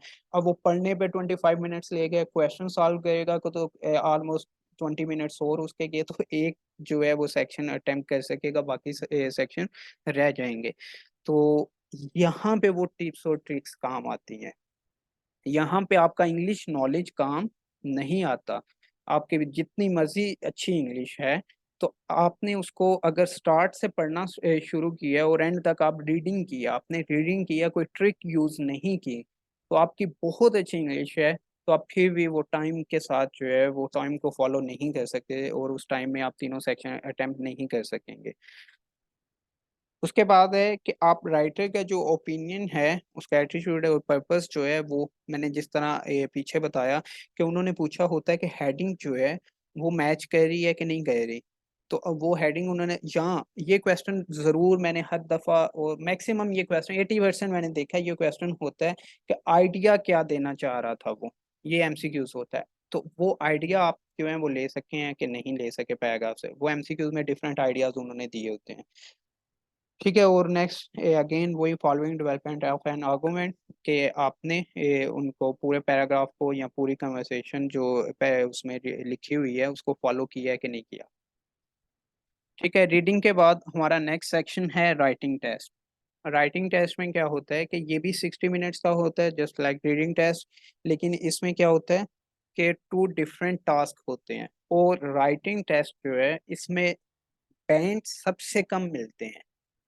रीडिंग जो है वो सबसे मुश्किल है, और जो राइटिंग है इसमें बैंड सबसे कम मिलते हैं। आप को मैं एग्जांपल दूं कि अगर सर जुनेद ने 8.5 लिसनिंग में सिक्योर किए थे, तो मेरे ख्याल में राइटिंग में इनके सबसे कम थे। अब मुझे एग्जैक्ट पता नहीं है। तो सबसे कम का मतलब ये नहीं है कि वो 7 से नीचे थे, उनके अच्छे बैंड स्कोर था लाइक। तो राइटिंग में एज कम्पेयर टू लिसनिंग और रीडिंग कम स्कोर मिलता है, और हमेशा सबका ही कम होता है। आप कंपैरिजन कर लें, मैंने लाइक के 100+ स्टूडेंट्स के रिजल्ट कार्ड देखे होंगे, अभी तक मुझे ऐसा रिजल्ट कार्ड नहीं मिला कि किसी का राइटिंग स्कोर अच्छा है और बाकी स्कोर अच्छे नहीं है। तो राइटिंग जो है उसमें कम मिलता है, तो इसमें आपको मेहनत भी ज्यादा करनी पड़ती है। लाइक उसमें इसमें ऑलरेडी माइंड बना हुआ है। इसमें वो ग्रामर चेक कर रहे होते हैं डिफरेंट, आगे हम चेक करेंगे किस तरह असेस कर रहे होते हैं। तो इसमें आपको मार्क्स कम मिलने के चांसेस होते हैं, और उसके बेसिस पे बैंड भी कम आ सकते हैं। और ऐसा भी मैंने देखा है, मैं आपको डिमोटिवेट नहीं करूंगा कि तीनों मॉडल्स पिछले स्पीकिंग, लिसनिंग और रीडिंग जो है वो क्लियर हैं, और राइटिंग क्लियर नहीं हो सका। क्लियर इस तरह नहीं हो सका कि लाइक लेस देन 6 बैंड है, और लेस देन 6 जो है, जो 6.5 भी जहाँ पे रिक्वायर्ड है यूरोपियन कंट्रीज में, वहाँ पे जो आप कह लें कि राइटिंग में जो मिनिमम वो 6 ही रिक्वायर्ड होता है। तो अगर आपका 6 से कम हो गया, 5.5 हो गया, तो आपके बेशक बाकी भी 8.5, 8.5, 9 जो है वो हैं किसी भी मॉड्यूल में, वो मैटर नहीं करेगा। तो आपको अगेन अटेम्प्ट करना पड़ेगा। तो इसके 2 डिफरेंट टास्क होते हैं। फर्स्ट टास्क में आपने 150 वर्ड्स लिखने होते हैं मिनिमम, और सेकंड टास्क में आपने 250 वर्ड्स लिखने होते हैं। मिनिमम इसलिए कह रहा हूँ कि ये मिनिमम रिक्वायरमेंट है, और मैक्सिमम जो है ये नहीं कि आपने 250 की बजाय 500 लिख देने हैं। वो भी 323, अगर 250 रिक्वायर्ड है सेकंड टास्क में, तो 320 तक, 330 तक इनफ है। एक तो आपके पास टाइम कम होता है, दूसरा आप जितना ज्यादा लिखेंगे मिस्टेक के चांसेस उतने ज्यादा होते जाएंगे। वो तो आपके जो है वो ग्रामेटिकली भी चेक कर रहे हैं, वो डिफरेंट वैल्यूएशन है उनकी, ठीक है। तो उसमें जब वो चेक कर रहे होंगे, जितना आपने पैराग्राफ लंबा किया होगा, जितना ज्यादा लिखा होगा, तो मार्क्स भी कम। तो आप रिक्वायरमेंट के अकॉर्डिंगली 150 वर्ड्स रिक्वायर्ड हैं तो 170 तक इनफ है। इससे ज़्यादा नहीं होने चाहिए, और इतने में टाइम भी इतना ही होता है। और 250 रिक्वायर्ड हैं तो 330, 320 तक इनफ है, इससे ज़्यादा भी नहीं होने चाहिए। तो एकेडमिक राइटिंग जो होता है, इसमें क्या होता है, जो एकेडमिक है इसमें पहला जो टास्क है उसमें आपको एक टेबल दिया जाता है, या कोई ग्राफ दिया जाता है, या आपको कोई चार्ट या डायग्राम। आप सब जो है वो कोई बीएस करके आया होता है, कोई मैट्रिक इसके एफएससी के बाद, ओ लेवल, ए लेवल के बाद, या कोई एमएस जो है उसके बाद दे रहा होता है टेस्ट। तो आप सबका थोड़ा बहुत जो है वो लिंक होता है ग्राफ्स, टेबल्स, चार्ट्स इससे। तो इसमें वो ये असेस कर रहे होते हैं कि आपने आगे जाके स्टडी करना है, तो आपको रिजल्ट्स वगैरह जो हैं वो रीड करना आते हैं कि नहीं आते। तो उनको बहुत अच्छे से रीड कैसे करना है, इसकी बहुत अच्छी ट्रिक है मेरे पास। 3 पार्ट्स में आपने कैसे उस टेबल को डिवाइड करना है, उस उन 3 जो है पार्ट्स को कैसे फॉलो करना है, और 3 पैराग्राफ कैसे बनाने हैं, इंशाल्लाह ये भी हम इसी सेशन में जो नेक्स्ट क्लास पे होगा उसमें बताएंगे। तो ग्राफ रीड करना कहने को बहुत आसान लगता है, लाइक कि आपके सामने ग्राफ आ गया है और आपने कह देना है कि मैं इसको इजीली राइट कर सकता हूँ। उसमें वर्ड्स होते हैं, ऐसे वर्ड्स होते हैं लाइक के डिक्लाइन कर रहे हैं, तो डिक्लाइन एक नॉर्मल वर्ड है। उसमें जो ग्राफिकल वर्ड्स, ग्राफ्स को रिप्रेजेंट करने के लिए डिफरेंट रिसर्च आर्टिकल्स में आप जो वर्ड्स पढ़ते हैं, ठीक है, उनको उधर आप अगर लिखेंगे तो आपका band score as compare to आपने जस्ट ये लिख दिया है कि कोई जो है वो ग्राफ, जो ग्राफ लाइन लाइन ग्राफ है, तो आप उसको लिख दिया कि वो डिक्लाइन हो रहा है या इंक्रीज हो रहा है, डिक्रीज हो रहा है। ये वर्ड्स उधर यूज नहीं करने। कौन से करने हैं, इसकी पूरी जो है वो लिस्ट प्रोवाइड की जाएगी आपको। इसके लिए भी स्पेसिफिकली के ग्राफ्स, चार्ट्स और डायग्राम्स के लिए कौन से, जैसे डायग्राम आ गई है तो आप बता रहे हैं कि इधर से राइट जाना है, इधर से लेफ्ट जाना है, राइट लेफ्ट वो कंसीडर नहीं करेंगे। कंसीडर करेंगे आपको बैंड स्कोर कम मिलेगा। तो वो किस चीज़ पे बैंड स्कोर ज़्यादा होगा आपके, तो कोई मैप है उसको आप डिफाइन कह रहे हैं, तो आप उसको अगर कहते हैं कि ईस्ट वेस्ट जा रहे हैं, साउथ वेस्ट जा रहे हैं, ठीक है, near to river, river side या गार्डन साइड, इस तरह करके वर्ड आप यूज करते हैं, तो उनके ज्यादा आपको मार्क्स मिलेंगे। सेकंड टास्क जो है ये as compare to first task मुश्किल भी होता है, और इसको लिखने के लिए आपको पहले से पूरा एक प्लान बनाना चाहिए कि मैंने क्या लिखना है। इसका आसान तरीका ये होता है कि ये एक ऐसे लिखना होता है, और ये डिफरेंट क्वेश्चन, ये 4 टाइप के क्वेश्चन होते हैं, और 4 टाइप के क्वेश्चन जो है उनमें से कोई भी आ सकता है। यहाँ आपका किसी भी चीज़ के अबाउट ओपिनियन पूछ सकते हैं। आपको कह सकते हैं कि नाउ डेज इन्फ्लेशन है, तो आप इस आपका इस पे क्या ओपिनियन है, इन्फ्लेशन है कि नहीं है, ठीक है। आपने उसके अबाउट ऐसे लिखना होता है। उसमें आपने क्या करना होता है, फिर दोनों बताने होते हैं। है भी है, अगर है तो किन वजूहत की बना पे, कौन सी इंडिकेशन है आपने, ठीक है। तो कुछ ऐसे क्वेश्चन होते हैं जिसमें डायरेक्ट पूछ रहे होते हैं कि ये चीज यस और नो में आपने बतानी है तो सिर्फ आपने वो चीज लिखनी है। इधर क्या पूछ रहे हैं, इन्फ्लेशन है या नहीं है, अगर है तो ये लिखें, ठीक है। उसमें उन्होंने कह दिया कि अगर नहीं भी है तो ये लिख दें, अगर है तो ये लिख दें। लेकिन अगर वो आपको कह रहे हैं कि इन्फ्लेशन है, आपने सिर्फ इस पे लिखना है, तो उसमें अगर आप लिखते हैं कि मुझे नहीं लगता, मेरा ओपिनियन है कि इन्फ्लेशन नहीं है, तो वो आपका पूरे का पूरा ऐसे गलत मार्क होगा। तो इस तरह के बहुत सारे क्वेश्चन हैं, वो क्वेश्चन को आपने अटेम्प्ट कैसे करना है, तो ये भी आपको अगले सेशंस में, जो आगे नेक्स्ट चारों मॉड्यूल्स के सेशंस होंगे, उनमें वन बाय वन जो डिफरेंट टाइप्स के क्वेश्चंस हैं उनका बताया जाएगा। जनरल ट्रेनिंग में राइटिंग में क्या होता है, इसमें एकेडमिक में और इसमें डिफरेंस क्या है कि उसमें ग्राफ्स, चार्ट्स या टेबल्स होते हैं, और मैं कहता हूँ कि वो as compare to letter easy होता है। लेकिन जो जनरल ट्रेनिंग होता है इसमें आपने कोई लेटर लिखना होता है, जैसे हम एफएससी में लेटर्स वगैरह लिखते रहे हैं कि हमारे मोहल्ले में जो है कोई इशू है, ठीक है, अपनी सोसाइटी में कोई इशू है, उसको हाईलाइट करना है, आपने कहीं पे अप्लाई करना है, कोई लेटर लिखना चाह रहे हैं, तो डिफरेंट फॉर्मल राइटर होते लेटर्स होते हैं, सॉरी, ठीक है। किसी कंपनी को कोई लेटर लिखना चाह रहे हैं आप, तो इस टाइप के डिफरेंट टॉपिक्स पे लेटर्स होते हैं। और टास्क टू जो होता है, इसमें आपने किसी प्रॉब्लम को डिस्कस करना होता है, आपको वो बता देते हैं। इसमें ये नहीं, वो डिफरेंट टाइप के क्वेश्चन नहीं होते आप अपना ओपिनियन दें या ये करें या वो करें, इसमें जस्ट आपको एक जो है वो टॉपिक बता देते हैं, उस पर आपने उसको लिखना होता है, उस पर आर्गू करना होता है कि ये ऐसे है, ये ऐसे है, ये ऐसे, ठीक है। ये second task as compare to academic थोड़ा आसान होता है। उसके बाद इसकी इवैल्यूएशन कैसे की जाती है, स्किल कौन सी असेस की जाती हैं इसमें आपकी, ठीक है। सबसे पहले तो वो देखते हैं कंटेंट, आपने वर्डिंग क्या यूज की है, कंटेंट कैसा है, और वो वर्ड लिमिट के साथ मैच करता है कि नहीं करता, ठीक है। उसके बाद ऑर्गेनाइजेशन ऑफ आइडिया, जितना बुरा मेरा टेबल वाला मेरा एक टेबल आया था, जितना बुरा वो पैराग्राफ, फर्स्ट पैराग्राफ लिखा गया था, उसकी रीजन ये थी कि मैंने टास्क टू पहले स्टार्ट कर लिया, और उसमें मिस्टेक ये की कि मैंने ज्यादा टाइम इन्वेस्ट किया।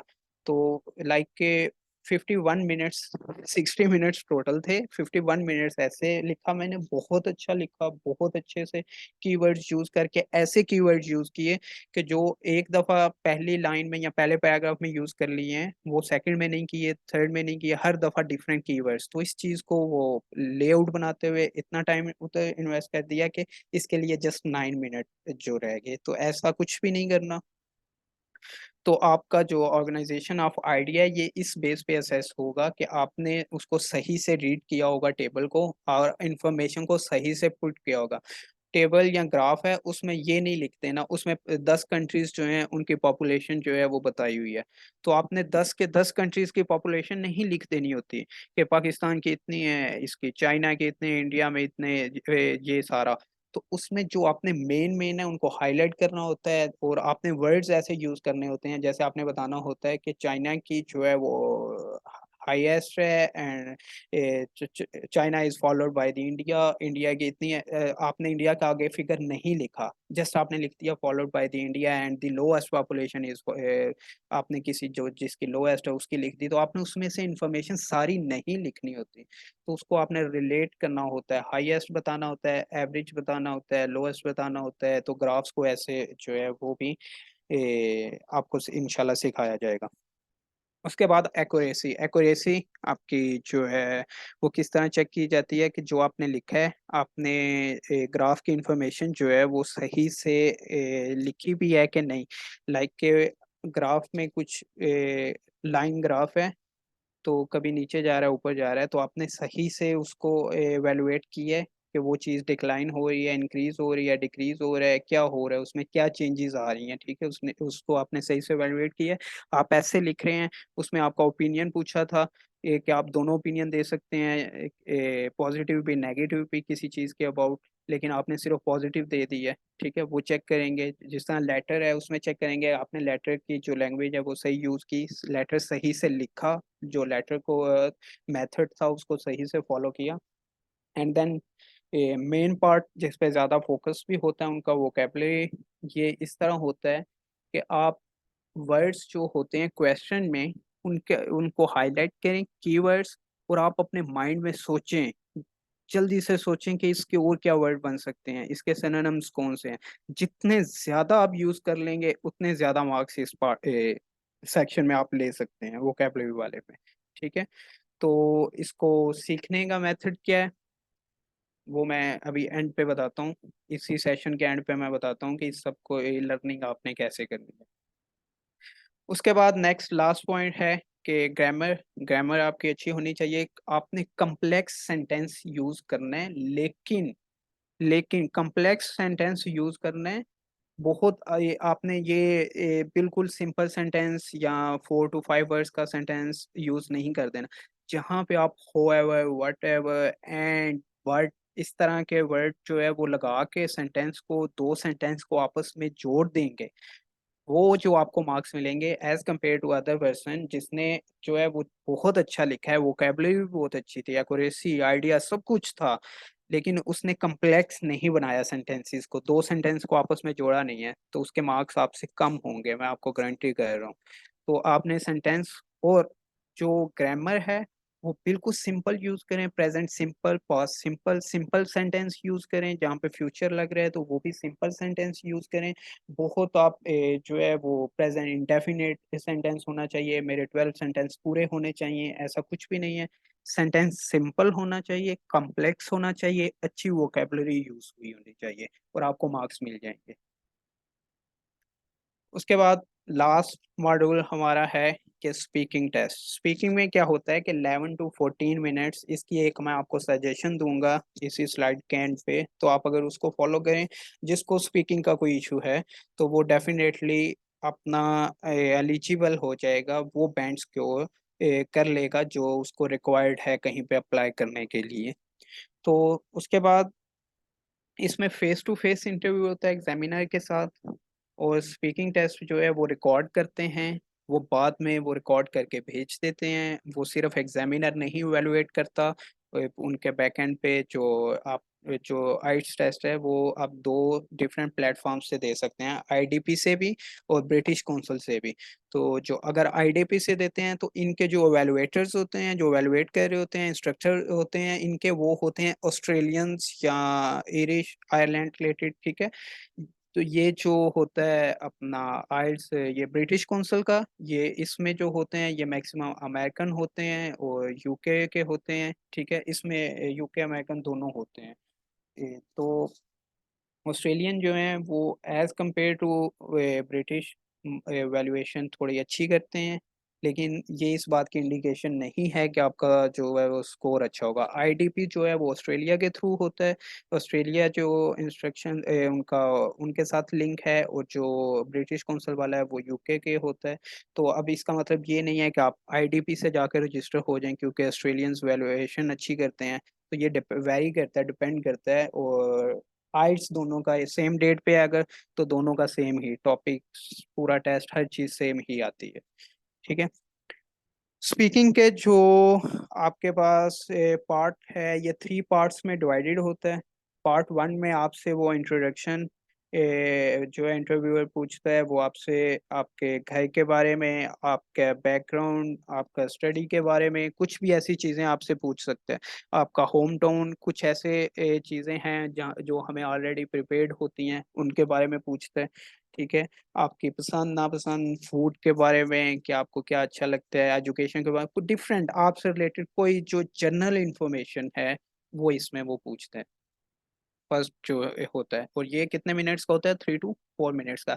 इसमें बेसिकली वो एक इंटरेक्शन डेवलप कर रहे होता है आपके साथ कि आप दोनों एक दूसरे के साथ कंफर्टेबल हो गए हैं। ठीक है, उसके बाद नेक्स्ट टेस्ट का सेकंड सेक्शन जो है वो स्टार्ट होता है, जो कि 4 to 5 मिनट्स का होता है।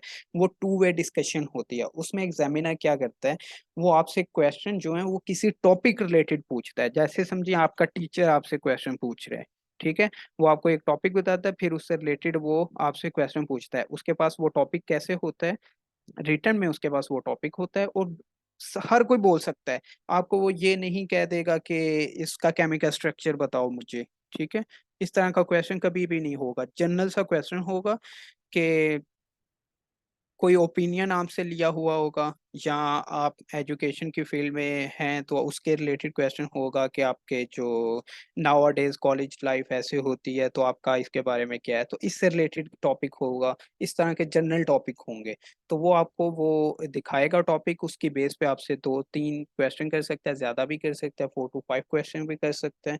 ठीक है, तो डिपेंड करता है टाइम पे। 4 to 5 मिनट्स होते हैं, इसमें आपने रुकना नहीं है। उसने क्वेश्चन किया, सॉरी सर मुझे इसका नहीं पता, आप यहाँ पे लूज कर गए पॉइंट, आप गलत बोल के उस पॉइंट हाफ पॉइंट अवेल कर सकते थे, आप इधर पॉइंट लूज कर गए। तो ऐसा नहीं करना, बोलते रहना है। इसकी की क्या है, इधर टिप क्या है कि बोलते रहना है, चुप नहीं करना। चुप कर गए तो उसने वैल्यूएट कर लिया, तो आप तो ज्यादा देर बोल ही नहीं सकते, आप तो जो याद करके आए थे, प्रिपरेशन करके आए थे, उस हद तक बोला है आपने। तो चुप नहीं करना, क्या किए इधर, बोलते रहना।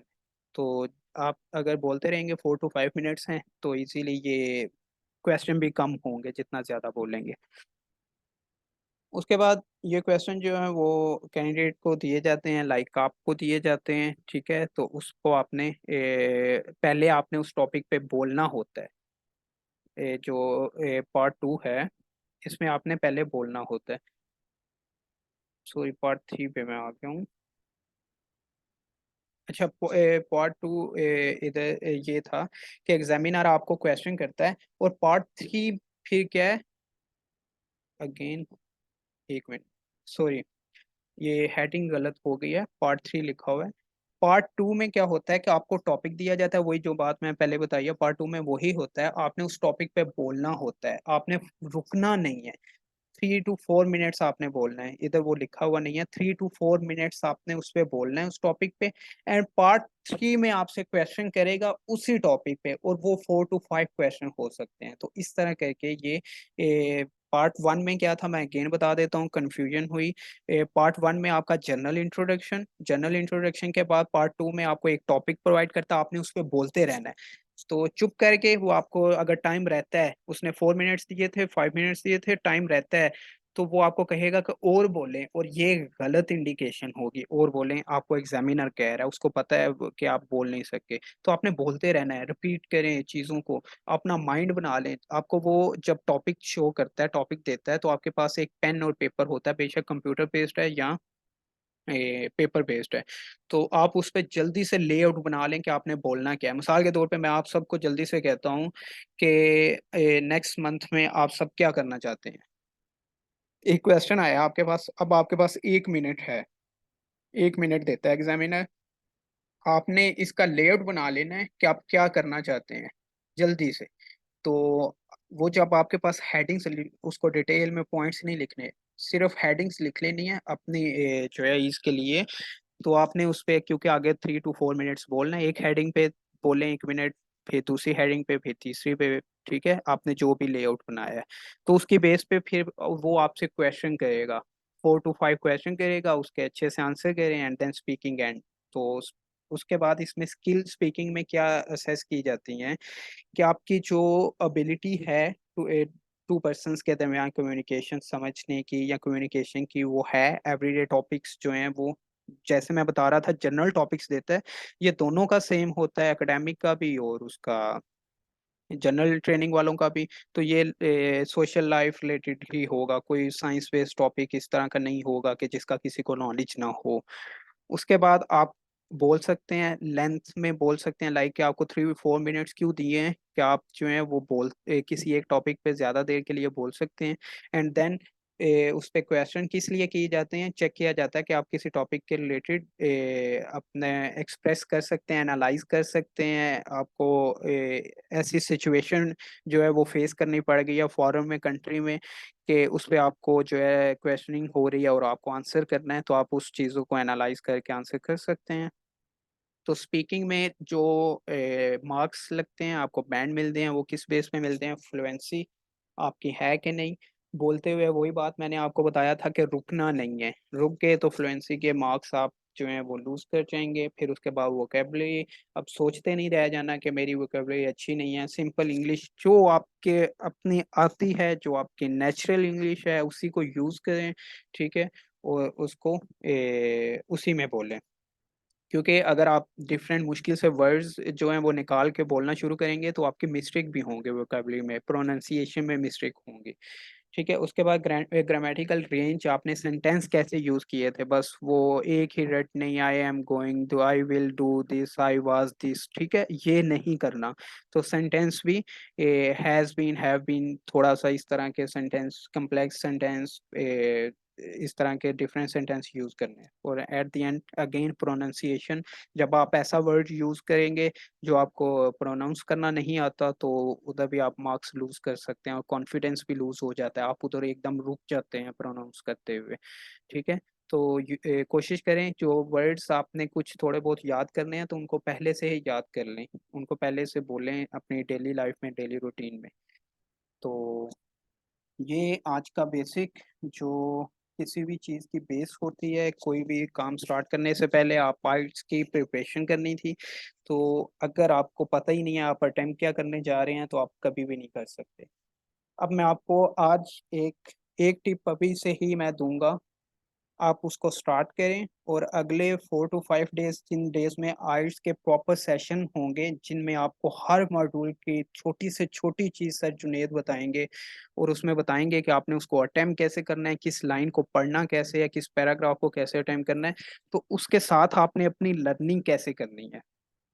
अब ये अगर आप आज कर लेते हैं तो नेक्स्ट 15 डेज बाद आप इजीली आइल्स का टेस्ट दे सकते हैं। कैसे? आप सब सोशल मीडिया यूज करते हैं, आपने अपने फेसबुक अकाउंट, अपने लिंक्डइन अकाउंट, अपने इंस्टाग्राम अकाउंट पे जल्दी से जाएं, आइल्स को सर्च करें, IELTS preparation, IELTS academy, IELTS this, IELTS wording, IELTS vocabulary, IELTS pronunciation, इस तरह के डिफरेंट हैशटैग को, इस तरह के डिफरेंट अकाउंट्स को सर्च करें, उनको फॉलो करें। जब मैंने आइल्स देना था तो मैंने एक वीक पहले इन सबको फॉलो कर लिया था और ऑलमोस्ट इंस्टा पे मैंने 200+ लोगों को फॉलो कर लिया। ठीक है, अब मेरे पास हर जो रील, हर पोस्ट जो आ रही थी ना, जो मैं आपको बता रहा हूँ कि हम आपको प्रोवाइड करेंगे, वोकेबलरी की लिस्ट प्रोवाइड करेंगे, ये टिप प्रोवाइड करेंगे, वो आपके सामने उधर ऑलरेडी आना शुरू हो जाएंगी। और एट द एंड जब आखिरी सेशन में दे रहा हूँ मैं आपको बता रहा हूँ और आप कह रहे होंगे कि ये टिप तो मुझे पहले ही पता है। कैसे पता होगी? वो चीज़ आप लर्न कर चुके होंगे। तो अपना जो, आप देखें एक बच्चा जो है वो कोई, इंग्लिश इज अ लैंग्वेज, आप लैंग्वेज सीखते हैं, एक बच्चा उर्दू, इंग्लिश, पश्तो, पश्तो पठान बच्चा पश्तो कैसे सीख जाता है, पंजाबी बच्चा पंजाबी कैसे सीख जाता है, जो फॉरेन में रहता है वो इंग्लिश कैसे, पर्शियन कैसे सीख जाते हैं ईरान में, और उसके बाद जो है फ्रेंच जो है वो कैसे से, जर्मन कैसे सीख जाते हैं। उसके इर्द के जो एनवायरनमेंट होता है उसमें जो कुछ हो रहा होता है वो आपके हर टाइम इर्द गिर्द, पाकिस्तानी ड्रामे चल रहे हैं, न्यूज़ चल रही हैं, इस तरह की चीज़ें चल रही हैं। तो आप मुझे बताएं कि आपकी इंग्लिश की लर्निंग हो रही है या आपकी वो लर्निंग हो रही है जो वो दिखा रहे हैं। ठीक है, जब आप एक ऐसा इन्वायरमेंट, आप इंस्टा खोला, आपके पास इंग्लिश के रिलेटेड रील आ गई है, कोई टिप आ गई है, ठीक है, आपको अच्छा लगने लग जाएगा, आप उसको सेव करने लग जाएंगे। आइल्स जिस दिन देने आप जाएंगे उस दिन आप वो सेव चीजें खोल के देख रहे होंगे, अच्छा ये टिप भी आज यूज करनी है, ये भी आज यूज करनी है। तो आपका एनवायरमेंट, आप 10 से 15 दिन इंग्लिश बोलना शुरू करें, उसको पढ़ना शुरू करें, और 15 दिन बाद आप चेंज देखें, 15 डेज के बाद आपको लगेगा कि आप कल शायद आइल्स देने चले जाएं, आपका आप इजीली हो सकता है, क्योंकि आपने अपने इर्द गिर्द ऐसा एनवायरनमेंट बना लिया है। तो इस टिप को आप फॉलो करें और एंड पे हम ये सेशन में प्रॉपर जो reading, writing, speaking, listening related tips और ट्रिक्स हैं, जो शॉर्टकट्स हैं जिनको फॉलो करके आपने जल्दी से अपना टेस्ट अटेम्प्ट कर लेना है, वो हम इंशाल्लाह देखेंगे। और अभी at the end question answer session, तो आप सबके क्वेश्चन लेंगे। सर जुनेद है मीटिंग में।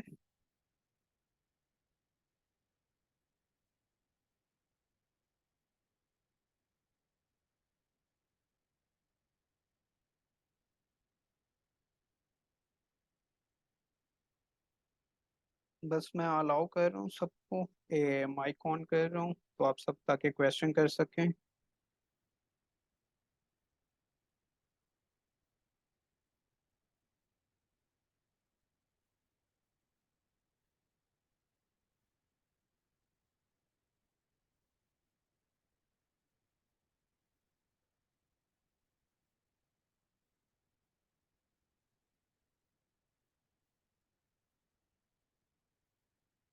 अच्छा, आप सब ऐसा करें, one by one hand raise करते जाएं।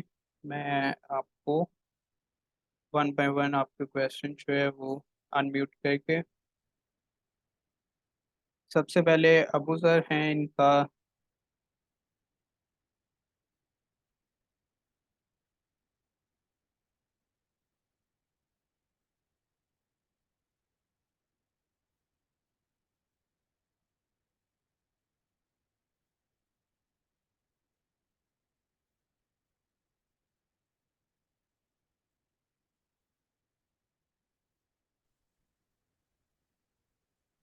अस्सलाम वालेकुम सर। वालेकुम सलाम। सर मेरा क्वेश्चन ये है कि अगर फॉर एग्जांपल स्पीकिंग के टेस्ट में हमें कोई क्वेश्चन समझ नहीं आया तो हम उनसे रिक्वेस्ट कर सकते हैं दोबारा पूछने के लिए। जी बिल्कुल, बहुत अच्छा क्वेश्चन। एक चीज इससे मुझे वो भी याद आ गई कि जो मैं मिस कर गया था कि स्पीकिंग आपने, अगर आपको इशू है कि आपके स्पीकिंग फेस टू फेस आपको लगता है कि कोई आपके सामने ब्रिटिश पर्सन बैठा हुआ है, ठीक है, वो आप अच्छे से नहीं अटेम्प्ट कर सके, आप कोशिश करें आप अपना जो टेस्ट है वो ऑनलाइन दें और कंप्यूटर बेस्ड दें। उसका आपको मैं बताता हूँ। एक तो आपके पास कॉन्फिडेंस आएगा, आपका कंप्यूटर पे टेस्ट होगा। जब आप आइल्स अप्लाई कर रहे होंगे आपके सामने दो टाइप के आएंगे। जो ये कंप्यूटर बेस्ड होता है इसमें भी एक फेस टू फेस होता है, और एक जो है उसमें लिखा होता है, स्पीकिंग के आगे लिखा होता है कि वो ऑनलाइन होगा इंटरव्यू जो है। तो आप उसको जो है उसकी तरफ जाएं, उसमें आपका कॉन्फिडेंस आएगा। लाइक जिस तरह आप प्रेजेंटेशन दे रहे हैं किसी अपने फैकल्टी मेंबर को, टीचर को, तो वो कंप्यूटर के अंदर ही होगा, वो पर्सन आपके सामने फिजिकली नहीं बैठा होगा। पहली चीज। दूसरा, आपके क्वेश्चन का आंसर मैं करूं कि बिल्कुल आप कह सकते हैं लाइक के किसी क्वेश्चन का दो दफा तक ठीक है, लेकिन आप बार बार उसको कहें कि इसको रिपीट कर दें, बस उसको जस्ट ये कहें कि कैन यू रिपीट दिस, वो रिपीट कर देगा और इसके मार्क्स वगैरह जो हैं वो नहीं डिटेक्ट करते और इसको वो गलत भी नहीं समझते।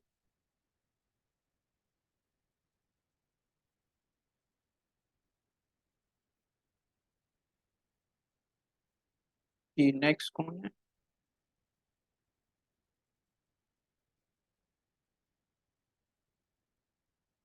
मैं आपको अनम्यूट रिक्वेस्ट सबको कर रहा हूँ जिनके हैंड रेज हैं, अपना अपना माइक अनम्यूट करें और क्वेश्चन करें।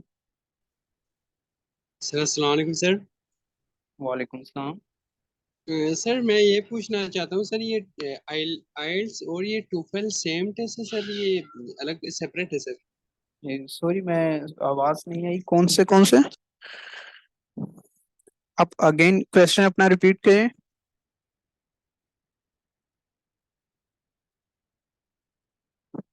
हेलो।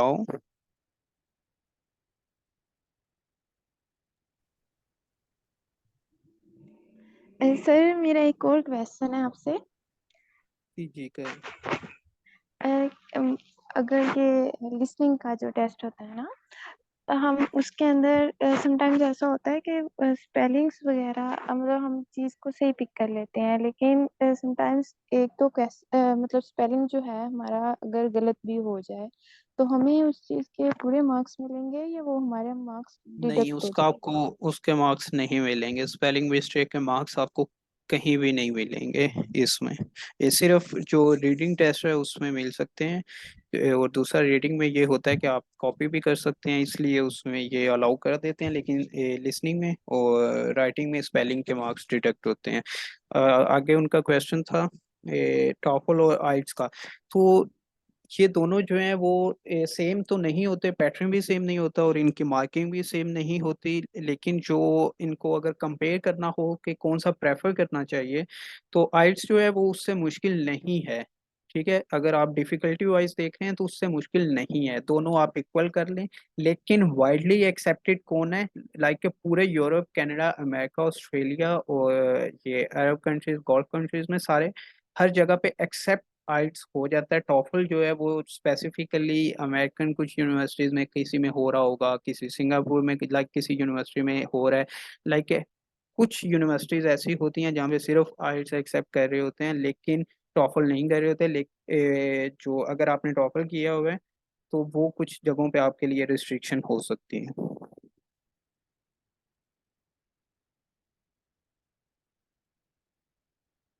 आइल्स की फी लाइक के मैंने रिसेंट बिल्कुल चेक नहीं की, अभी मेरे ख्याल में 58,000 है उसको। अगर मैं करेक्ट हूँ देखना होगा। तो उसका ये है कि आप अगर फी पे करें, उसका एक आपको मैं मेथड बता देता हूँ कि अगर आप ऑफलाइन मेथड यूज करते हैं फी पे करते हुए, तो आप 400 4500 या 5000, सॉरी 100 कह रहा हूँ, 4500 या 5000 तक का आप टैक्स जो है उसको सेव कर सकते हैं। इन फ्यूचर जब कोई भी पे कर रहा हो, तो वो मुझे अगर समझ ना रहा हो ऑफलाइन मेथड क्या है और कैसे फी पे करनी है, तो मुझे आप टेक्स्ट करें, व्हाट्सएप करें, और मैं आपको गाइड कर दूंगा। तो आप जब डायरेक्ट ऑनलाइन कार्ड से पे करते हैं, तो आपका 5000 तक, लाइक के 5000, 44,000 फी जब थी तब डिडक्ट होता था टैक्स। अभी आपका उससे ज़्यादा भी हो सकता है, डॉलर रेट के अकॉर्डिंगली चलता है। तो ऑफलाइन मेथड में आपका आप ये टैक्स सेव कर सकते हैं। 58,000 फी है तो 58 पूरे ही डिडक्ट होंगे। नेक्स्ट क्वेश्चन किसका?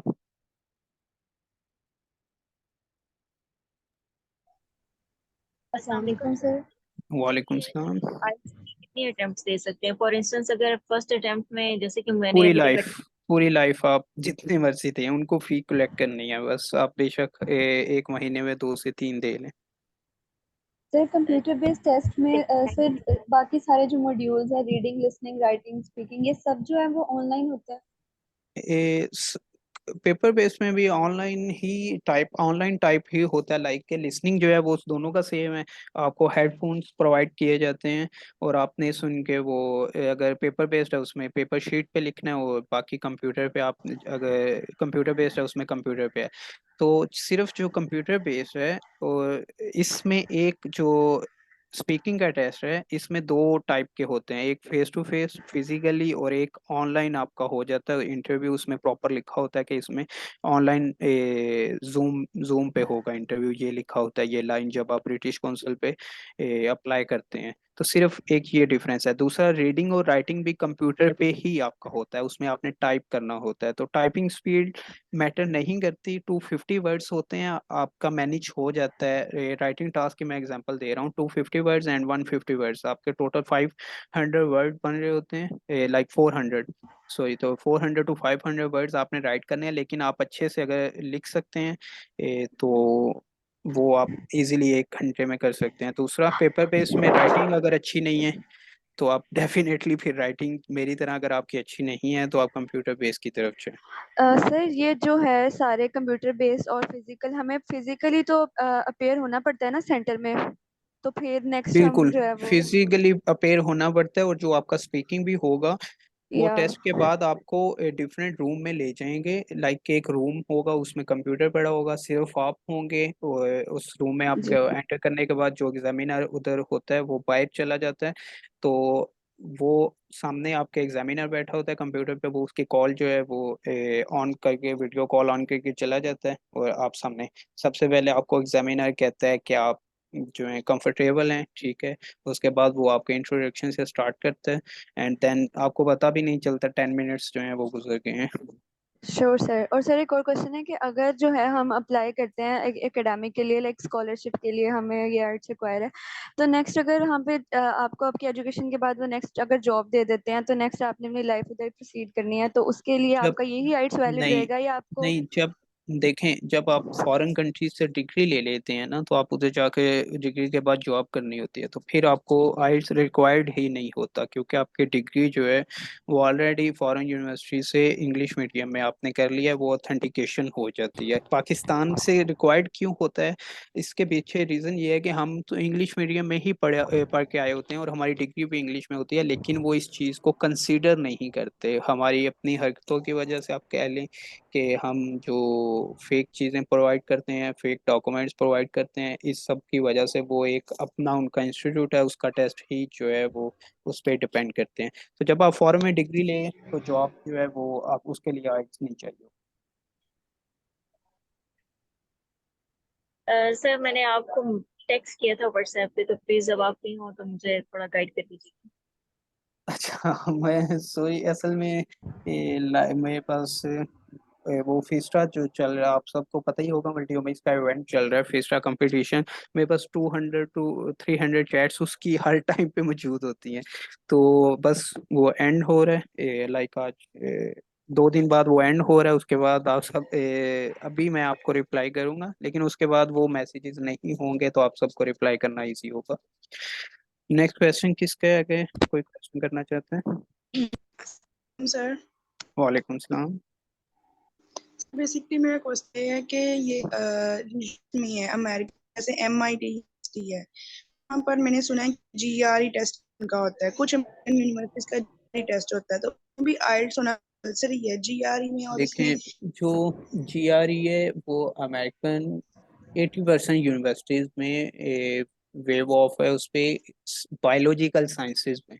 अगर आप बायो रिलेटेड आपकी फील्ड है, लाइफ साइंस से रिलेटेड है, तो मैक्सिमम यूनिवर्सिटीज में GRE रिक्वायर्ड नहीं है। वो ज़्यादातर इंजीनियरिंग की जो फील्ड्स हैं और केमिस्ट्री की फील्ड्स जो हैं उनमें भी रिक्वायर्ड नहीं है।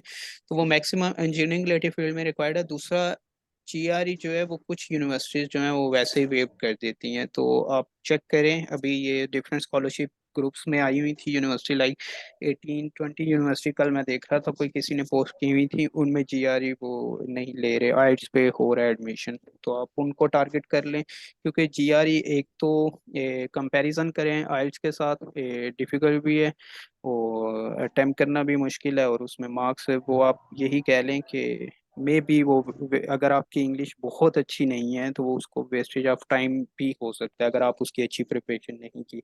आइट्स आप 15 दिन प्रिपेयर करके दे सकते हैं, GRE ऐसे नहीं दे सकते। जी सर, और हमें ना जो हम पाकिस्तान यूनिवर्सिटी से हमने पढ़ा, जैसे UAF से महफिल है, तो हमें प्रोफिशिएंसी सर्टिफिकेट मिलता है, तो क्या वो आइल्स की जगह यूज हम नहीं कर सकते? अगर अगर आप MS करने के लिए अप्लाई कर रहे हैं तो आपको यूनिवर्सिटी एडमिशन इंग्लिश प्रोफिशिएंसी पे दे देती है, लेकिन शुरू में मैंने ये बात बताई थी कि 90% एम्बेसीज आपको वीज़ा नहीं देती, वीज़ा रिजेक्ट हो जाता है। उसकी रीज़न ये होती है कि आपके पास आइल्स नहीं होता। तो आप इसका सोल्यूशन ये है कि अगर आपका आइल्स की प्रिपरेशन करें, आप इंग्लिश प्रोफिशिएंसी पे अप्लाई करें। अगर आपका एडमिशन हो जाता है, अगर एडमिशन हो जाता है तो आपके पास वो यूनिवर्सिटी की तरफ रिक्वायरमेंट नहीं होती, एम्बेसी की होती है। तो एम्बेसी वीज़ा वैसे 2 to 3 मंथ्स आपको इजीली प्रोसेसिंग में लग जाते हैं, तो उस दौरान आप आइल्स को दे लें एम्बेसी को प्रोवाइड करने के लिए। सर PhD के लिए भी हम ये कर सकते हैं? किसके लिए? PhD के लिए, MS कंप्लीट हो गया हुआ है, PhD के सॉरी, लिए? PhD के लिए आपको मैं अगर कहूँ, स्वाय इटली के अभी तक मैंने कोई कंट्री नहीं देखा जहाँ पे आप विदाउट आइल्स अप्लाई कर सकते हैं। मतलब इटली में बिल्कुल भी जरूरत है आइल्स की? इटली में आइल्स की ज़रूरत नहीं है, लेकिन इटली की सारी स्कॉलरशिप्स अभी एंड हो गई हैं, कुछ एडिशनल पोजीशंस आ रही हैं, तो वो उनको चेक कर लें। एडिशनल पोजीशन अगर आपका subject related, life science related अभी तक कोई एडिशनल पोजीशन नहीं आई, क्योंकि मैं इसको देखता हूँ तो मुझे इसका पता है। अस्सलाम वालेकुम सर। सर वालेकुम आप क्या बता सलाम। सकते हैं कि इटली में स्कॉलरशिप्स कब ओपन होते हैं फुल ईयर में? मतलब यूनिवर्सिटीज में ऐसे इटली होता है ना में कि देखें, ये पहले इटली में ओपन होती थी, मई में ओपन होती थी, एंड सितंबर एंड और अक्टूबर स्टार्ट तक चलती थी। इस साल उन्होंने थोड़ा पहले अप्रैल में स्टार्ट की थी, शुरू अप्रैल स्टार्ट में, और अभी सितंबर में ऑलमोस्ट एंड हो गई हैं। तो इटली में नेक्स्ट जो है वो नेक्स्ट अप्रैल से स्टार्ट होंगी, और कुछ स्कॉलरशिप शायद दिसंबर में आए, कुछ यूनिवर्सिटीज़ की स्पेसिफिकली वो कुछ प्रोजेक्ट्स की होती हैं। सर क्या ऐसी अस्सलाम possibility वालेकुम। हो सकती है? वालेकुम सलाम। सर एक क्वेश्चन लास्ट, सिर्फ ऐसी पॉसिबिलिटी हो सकती है कि एक ग्रुप जनरेट कर लिया जाए, जैसे हम बिगिनर्स हैं, हमें आइडिया नहीं है कि कैसे ग्रुप स्कॉलरशिप्स को ग्रुप स्कॉलरशिप apply का करें। ग्रुप, मल्टीओमिक्स का स्कॉलरशिप का ग्रुप बन चुका है, और उसमें कुछ मेंबर्स जो हैं उनको प्रॉपर ट्रेन करके एडमिन भी बना दिया गया है। आगे नेक्स्ट ये फेस्टा जो है, इसकी हमारे फिजिकल अनाउंसमेंट हैं, सेरेमनी है, अवार्ड डिस्ट्रीब्यूशन, जैसे ही ये एंड होगी तो हमारा वो ग्रुप जो है वो प्रॉपर एक्टिव हो जाएगा, और उसमें डेली बेसिस पे हर स्कॉलरशिप शेयर की जाएगी। Sir WhatsApp groups? जी, WhatsApp groups. Thank you sir. Sir मुझे पूछना था कि आपने बोला था ना कंप्यूटर और फिजिकल में वो स्पीकिंग का जो टेस्ट है कंप्यूटर भी दे सकते हैं फिजिकल आर्टिकल भी देख सकते हैं। तो इसमें क्या इम्पोर्टेंस में कोई फर्क आ जाता है क्या? नहीं, कुछ भी नहीं। आपका जो सर्टिफिकेट है उस पे नहीं लिखा होता कि ये आपने कौन सा दिया, इवन के ये भी नहीं लिखा होता कि आपने इस सेंटर में जाके दी है। तो ये फर्क नहीं पड़ता, आप बेशक एबटाबाद में दें, कराची में दें, या केपीके में, या कंप्यूटर, बस ये लिखा होता है कंप्यूटर। और हाँ, कुछ कंट्रीज अब कंप्यूटर बेस को प्रेफर करने लग गए हैं। अभी कल अमेरिकन यूनिवर्सिटी है, उसका मैं पढ़ रहा था, मुझे एग्जैक्टली नेम याद नहीं है, मैं उसकी रिक्वायरमेंट पढ़ रहा था, उसमें प्रॉपर मेंशन था कि आपने आइल्स जो है वो कंप्यूटर बेस दिया हो। अच्छा, तो वो आप फिजिकल देंगे तो बेकार हो जाएगा? नहीं, बेकार नहीं होगा। कोई एक यूनिवर्सिटी अगर ऐसे कह रही है तो ज़रूरी नहीं है। बाकी 99% इंस्टीट्यूट्स, 99.99% जो हैं वो पेपर बेस्ड भी एक्सेप्ट कर रही है। मैं सिर्फ एग्जांपल दे रहा हूँ कि एक किसी डिपार्टमेंट का मैंने पढ़ा है, वो कंप्यूटर बेस्ड ले रहे थे। और सर मुझे ये पूछना था कि हमें अपनी प्रिपरेशन कब से स्टार्ट करें? जैसे कि मैं ना बीएस फर्स्ट ईयर में हूँ अभी, मिनिमम तो मैं आपको, अगर मास्टर्स के लिए अप्लाई करूंगी। तो आप प्रिपरेशन देखें, उसका कोई टाइम लिमिट या नहीं होती कि आप सीखना कब शुरू करें। हम बचपन से जैसे ही हम बोलना शुरू करते हैं, हम सीखना शुरू कर देते हैं। तो अभी से ही जो मैंने आपको वो बताया था कि सोशल मीडिया अपना इन्वायरमेंट वो बनाए, के बजाय आपके पास मीम्स के या न्यूज़ के या इस टाइप की चीज़ों के आपके पास जो है वो नॉलेज रिलेटेड चीज़ें आ रही हों, इंग्लिश रिलेटेड, तो डेफिनेटली आप BS 7 8 सेमेस्टर तक पहुंचने तक तो आपकी इंग्लिश इतनी हाई होगी कि आप विदाउट प्रिपरेशन ही जाके अटेम्प्ट कर लें। सही, जज़ाकल्लाह। जी, नेक्स्ट क्वेश्चन।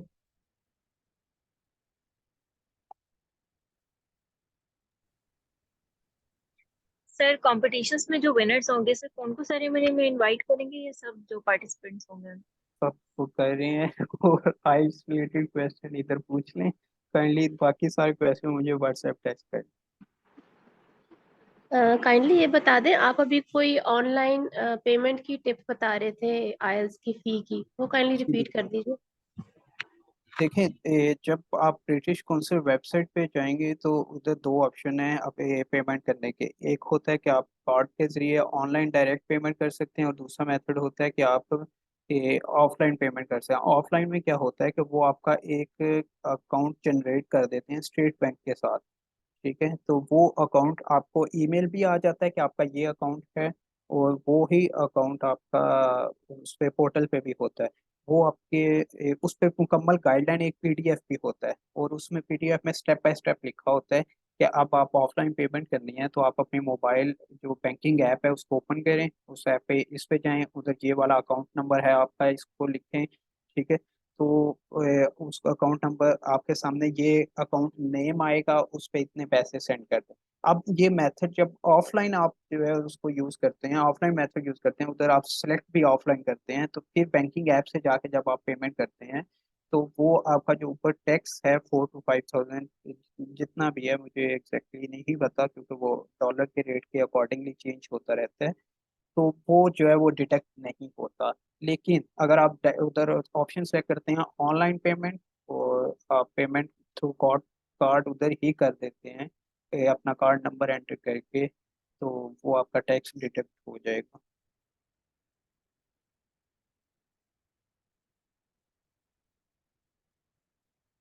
आगे नेक्स्ट क्वेश्चन।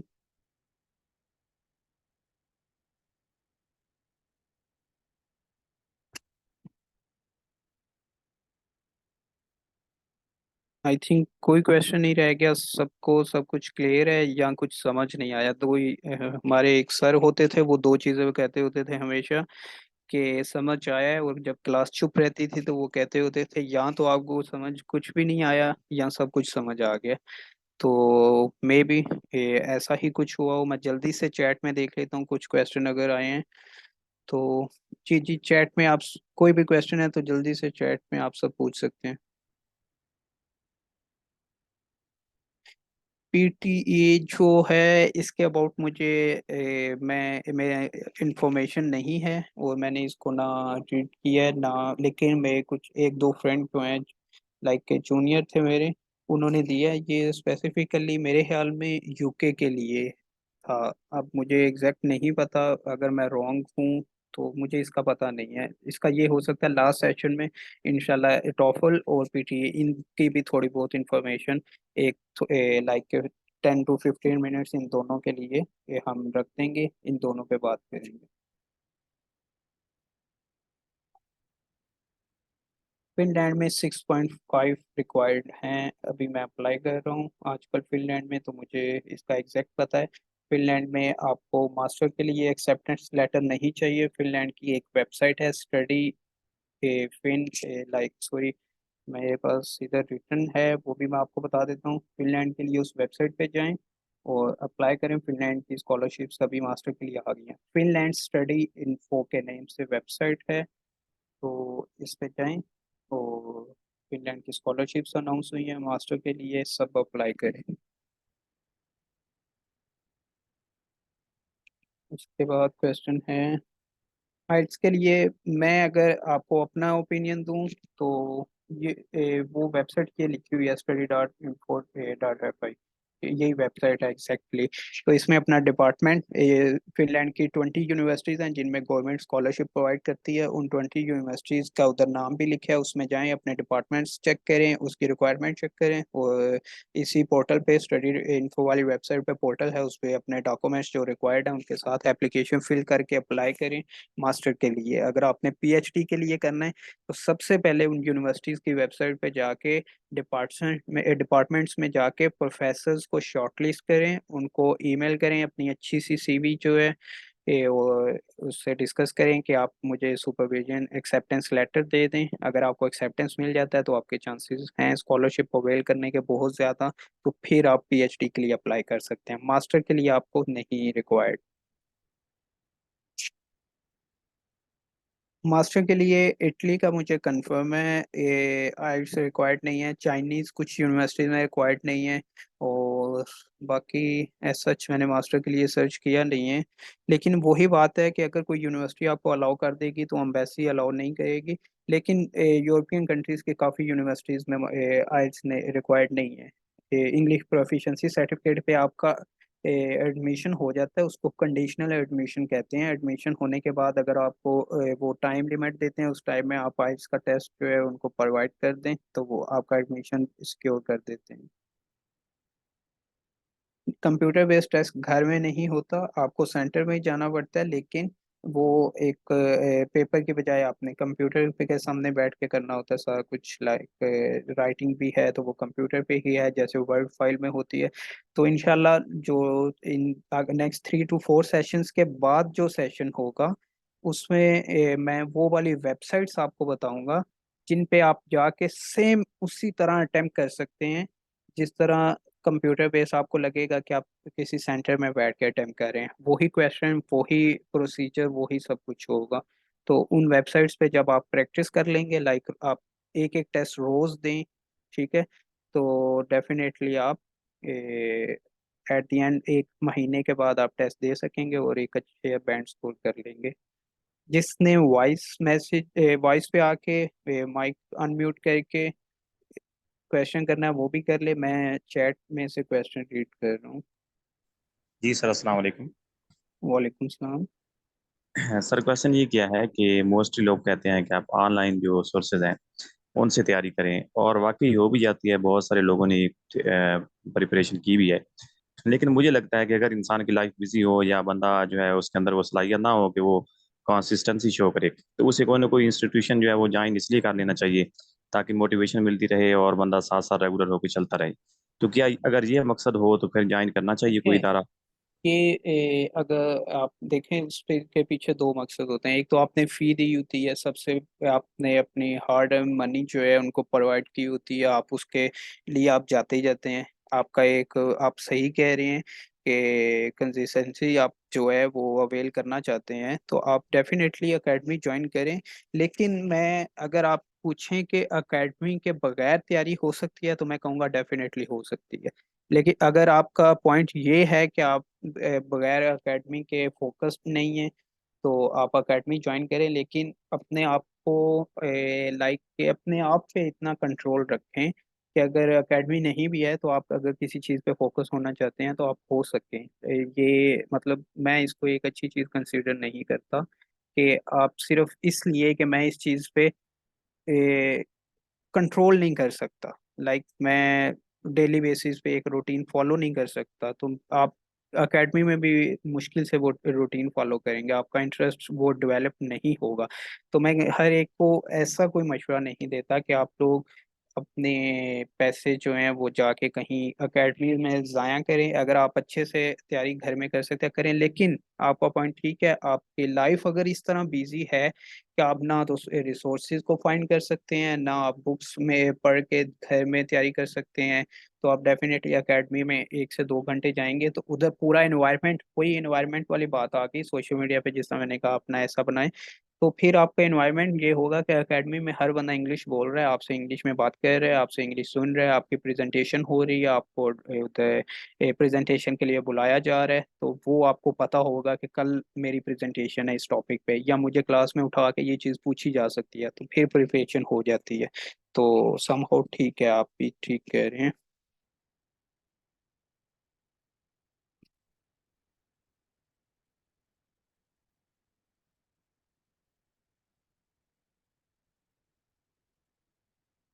अच्छा, मोहम्मद जुनेद अरशद है, उनका क्वेश्चन है, अगर आप माइक पे आ क्वेश्चन कर लें, क्योंकि इटली के इंटरव्यू आपने दिया है और आपका प्रपोजल रिलेटेड इशू आया है, तो थोड़ा मुझे क्लियर हो जाएगा। ये नोवेलिटी नहीं है, तो आपने प्रपोजल कैसे बनाया, उसमें मेथोडोलॉजी क्या यूज़ की, अगर ये चीज़ें मुझे क्लियर नहीं है, मुझे पता नहीं है, तो मैं इसको सही से आंसर नहीं कर सकूंगा। लेकिन उसमें इटली का मैं इंटरव्यू के मैं आप सबसे एक अपना शेयर कर रहा हूँ, आप सबकी मोटिवेशन के लिए, किसी को डिग्रेड करने के लिए नहीं। इटली के इंटरव्यू में आप सबसे शेयर करने लगा हूँ अपने, तो जो मैंने पिछले 2 दिन में दिए हैं, तो आप सब जब वो देखेंगे तो हो सकता है आप सबको लगे कि हाउ, आपके ज़हन में एक ही क्वेश्चन आएगा, हाउ। आपको सबको अगर स्क्रीन शो हो रही है तो आप सब ये देखें, ये मेरे 2 कल इंटरव्यू हैं, ये मेरा 21 को है, ये 22 को है, और उसके बाद ये 12 को 2 हुए, 13 13 14 14 14 14 एंड देन ये 2 इंटरव्यू, ये 4 मुझे रिजेक्शंस रिसीव हो चुके, इनका भी रिजल्ट रहता है। और ये इंटरव्यू जो मेरे नेक्स्ट हैं, और इसके साथ मैं आप सबकी मोटिवेशन के लिए एक चीज़ दिखाऊंगा कि ये जो हैं वो मुझे आज की जो मेल इंटरव्यूज की आई हैं वो हैं, तो आप लोग डेडिकेशन से अप्लाई करें, इतना अप्लाई करें, इतना अप्लाई करें, इतना अप्लाई करें कि उनको, आपको एक दिन में मैं अगेन उसी फोल्डर को शो करूँगा कि 14 वाले अगर आप फोल्डर देखें, 1 2 3 4, और एक इधर 3 5, एंड देन एक मेरा पोस्टपोन हुआ है 19 को, ये 14 को था 6, आप मेरे 2 बजे 6 इंटरव्यू थे। तो इतना अप्लाई करें आप लोग कि एक दिन में 6 इंटरव्यू आपके हों, तो इनशाला इनशाला हम सब बाहर चले जाएंगे मेरे इसमें। तो डेडिकेशन के साथ अप्लाई करें, और प्रपोजल, ये सब इंटरव्यू प्रपोजल की बेस पे हुए हैं, मेरा प्रपोजल सिलेक्ट हुआ है, तो प्रपोजल लिखना मैंने आपको बताया था, यूट्यूब पे अभी भी सेशन पड़ा हुआ है, तो अच्छा सा प्रपोजल बनाएं। अगर कोई इशू आता है तो मुझे व्हाट्सएप कर लें। तो अब एग्जैक्टली मुझे नहीं पता आपके प्रपोजल का क्या इशू आया।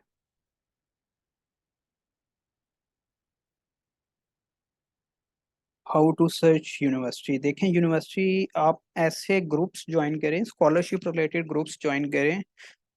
मुझे भी नोटिफिकेशन मिलता है।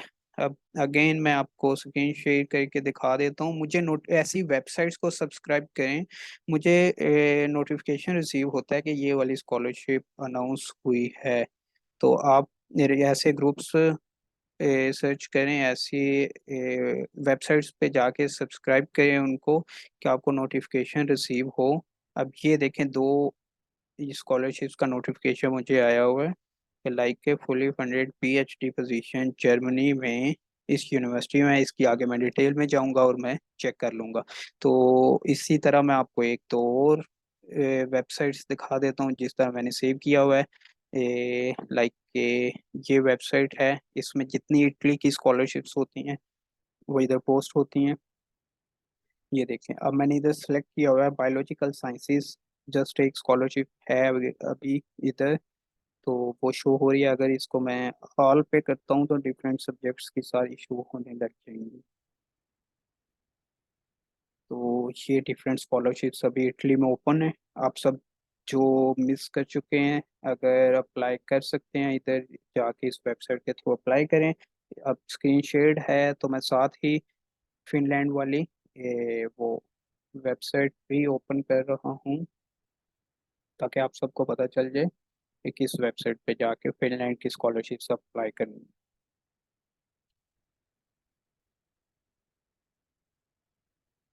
ये वेबसाइट है स्टडी इन्फो, इधर जाएं, अपने फील्ड सर्च करें।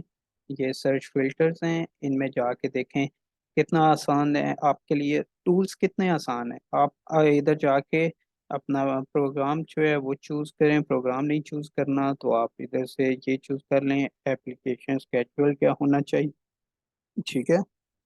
ऑन गोइंग जो है उनको चूज कर लें। फील्ड ऑफ स्टडी जो है उसको इधर से चूज करें, जैसे हेल्थ का कोई बंदा तो हेल्थ को सिलेक्ट करें, सिर्फ आपको वही शो होंगी। तो ये टूल्स यूज करें, वेबसाइट यूज करें, ग्रुप्स यूज करें।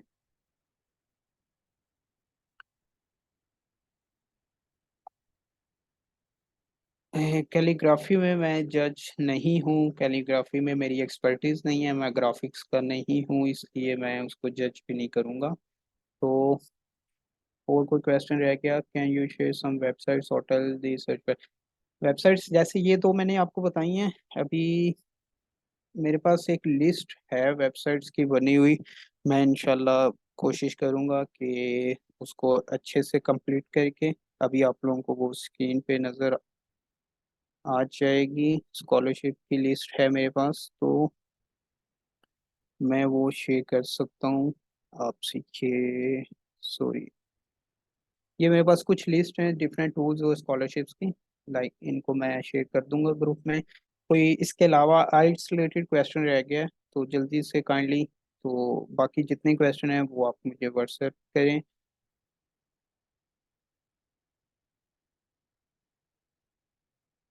वेबसाइट्स कुछ को सब्सक्राइब करना होता है, कुछ को डेली बेसिस पे जाके आपने सर्च करना होता है।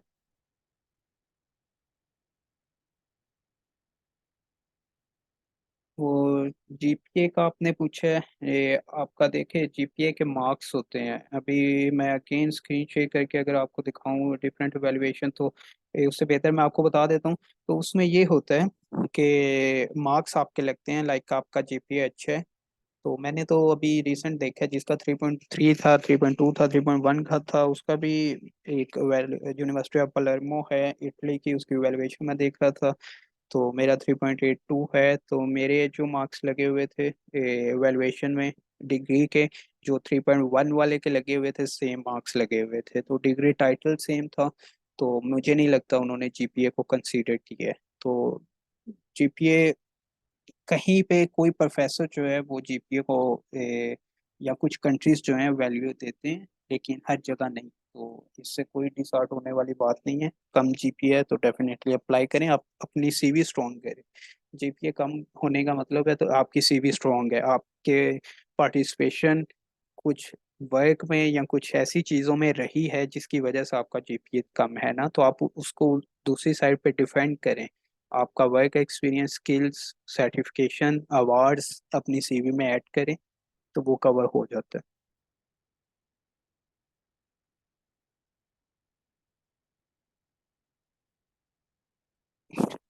3.97 जीपीए एंड एनी चांस? आपने अच्छा क्वेश्चन किया, आपको खुद भी पता होगा कि 3.97 से अबव तो कोई 4 ही होगा, 4/4। तो डेफिनेटली आपके अच्छे चांस हैं। लेकिन वही बात, जीपीए पे पाकिस्तान में ज़्यादा जो है डिस्कशन होती है। आपके प्रपोजल एमएस में नहीं होगा तो आपकी सीवी इस चीज़ पे जो है वो फोकस्ड रहें, तो इंशाल्लाह आप स्कॉलरशिप अवेल करेंगे। सीवी जो है वो स्ट्रॉन्ग, आपका जीपीए 3.97 है, आपको अच्छी सीवी नहीं बनानी आती और आपने अच्छी बनाई हुई भी नहीं है और आप अच्छे से रिप्रेजेंट ही नहीं कर पाए अपने स्किल्स को, अवार्ड्स को, अपनी एजुकेशन को, अपने वर्क एक्सपीरियंस को, तो वो आपका जीपीए उधर मैटर नहीं करेगा।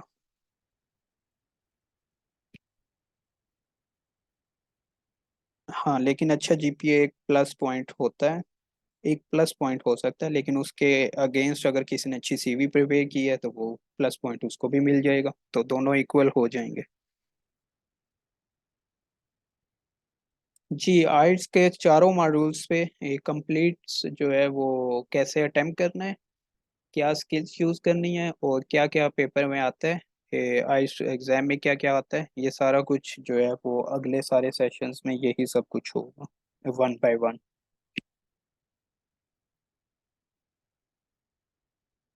आपकी कोई पब्लिकेशन नहीं है, डजेंट मैटर। मेरे साथ मेरे कोलीग हैं, उन्होंने इटली में 7 इंटरव्यू दिए हैं इस सेशन में स्कॉलरशिप्स के लिए, उनकी ज़ीरो पब्लिकेशन है।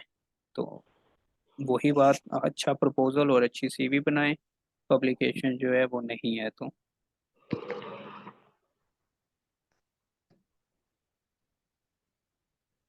जी, आइट्स के चारों मॉड्यूल सेम डे पे होते हैं। स्पीकिंग कई दफ़ा जो है वो पेपर बेस्ड टेस्ट में जो है वो डे चेंज होता है, लाइक यहाँ पहले हो जाता है या बाद में होता है।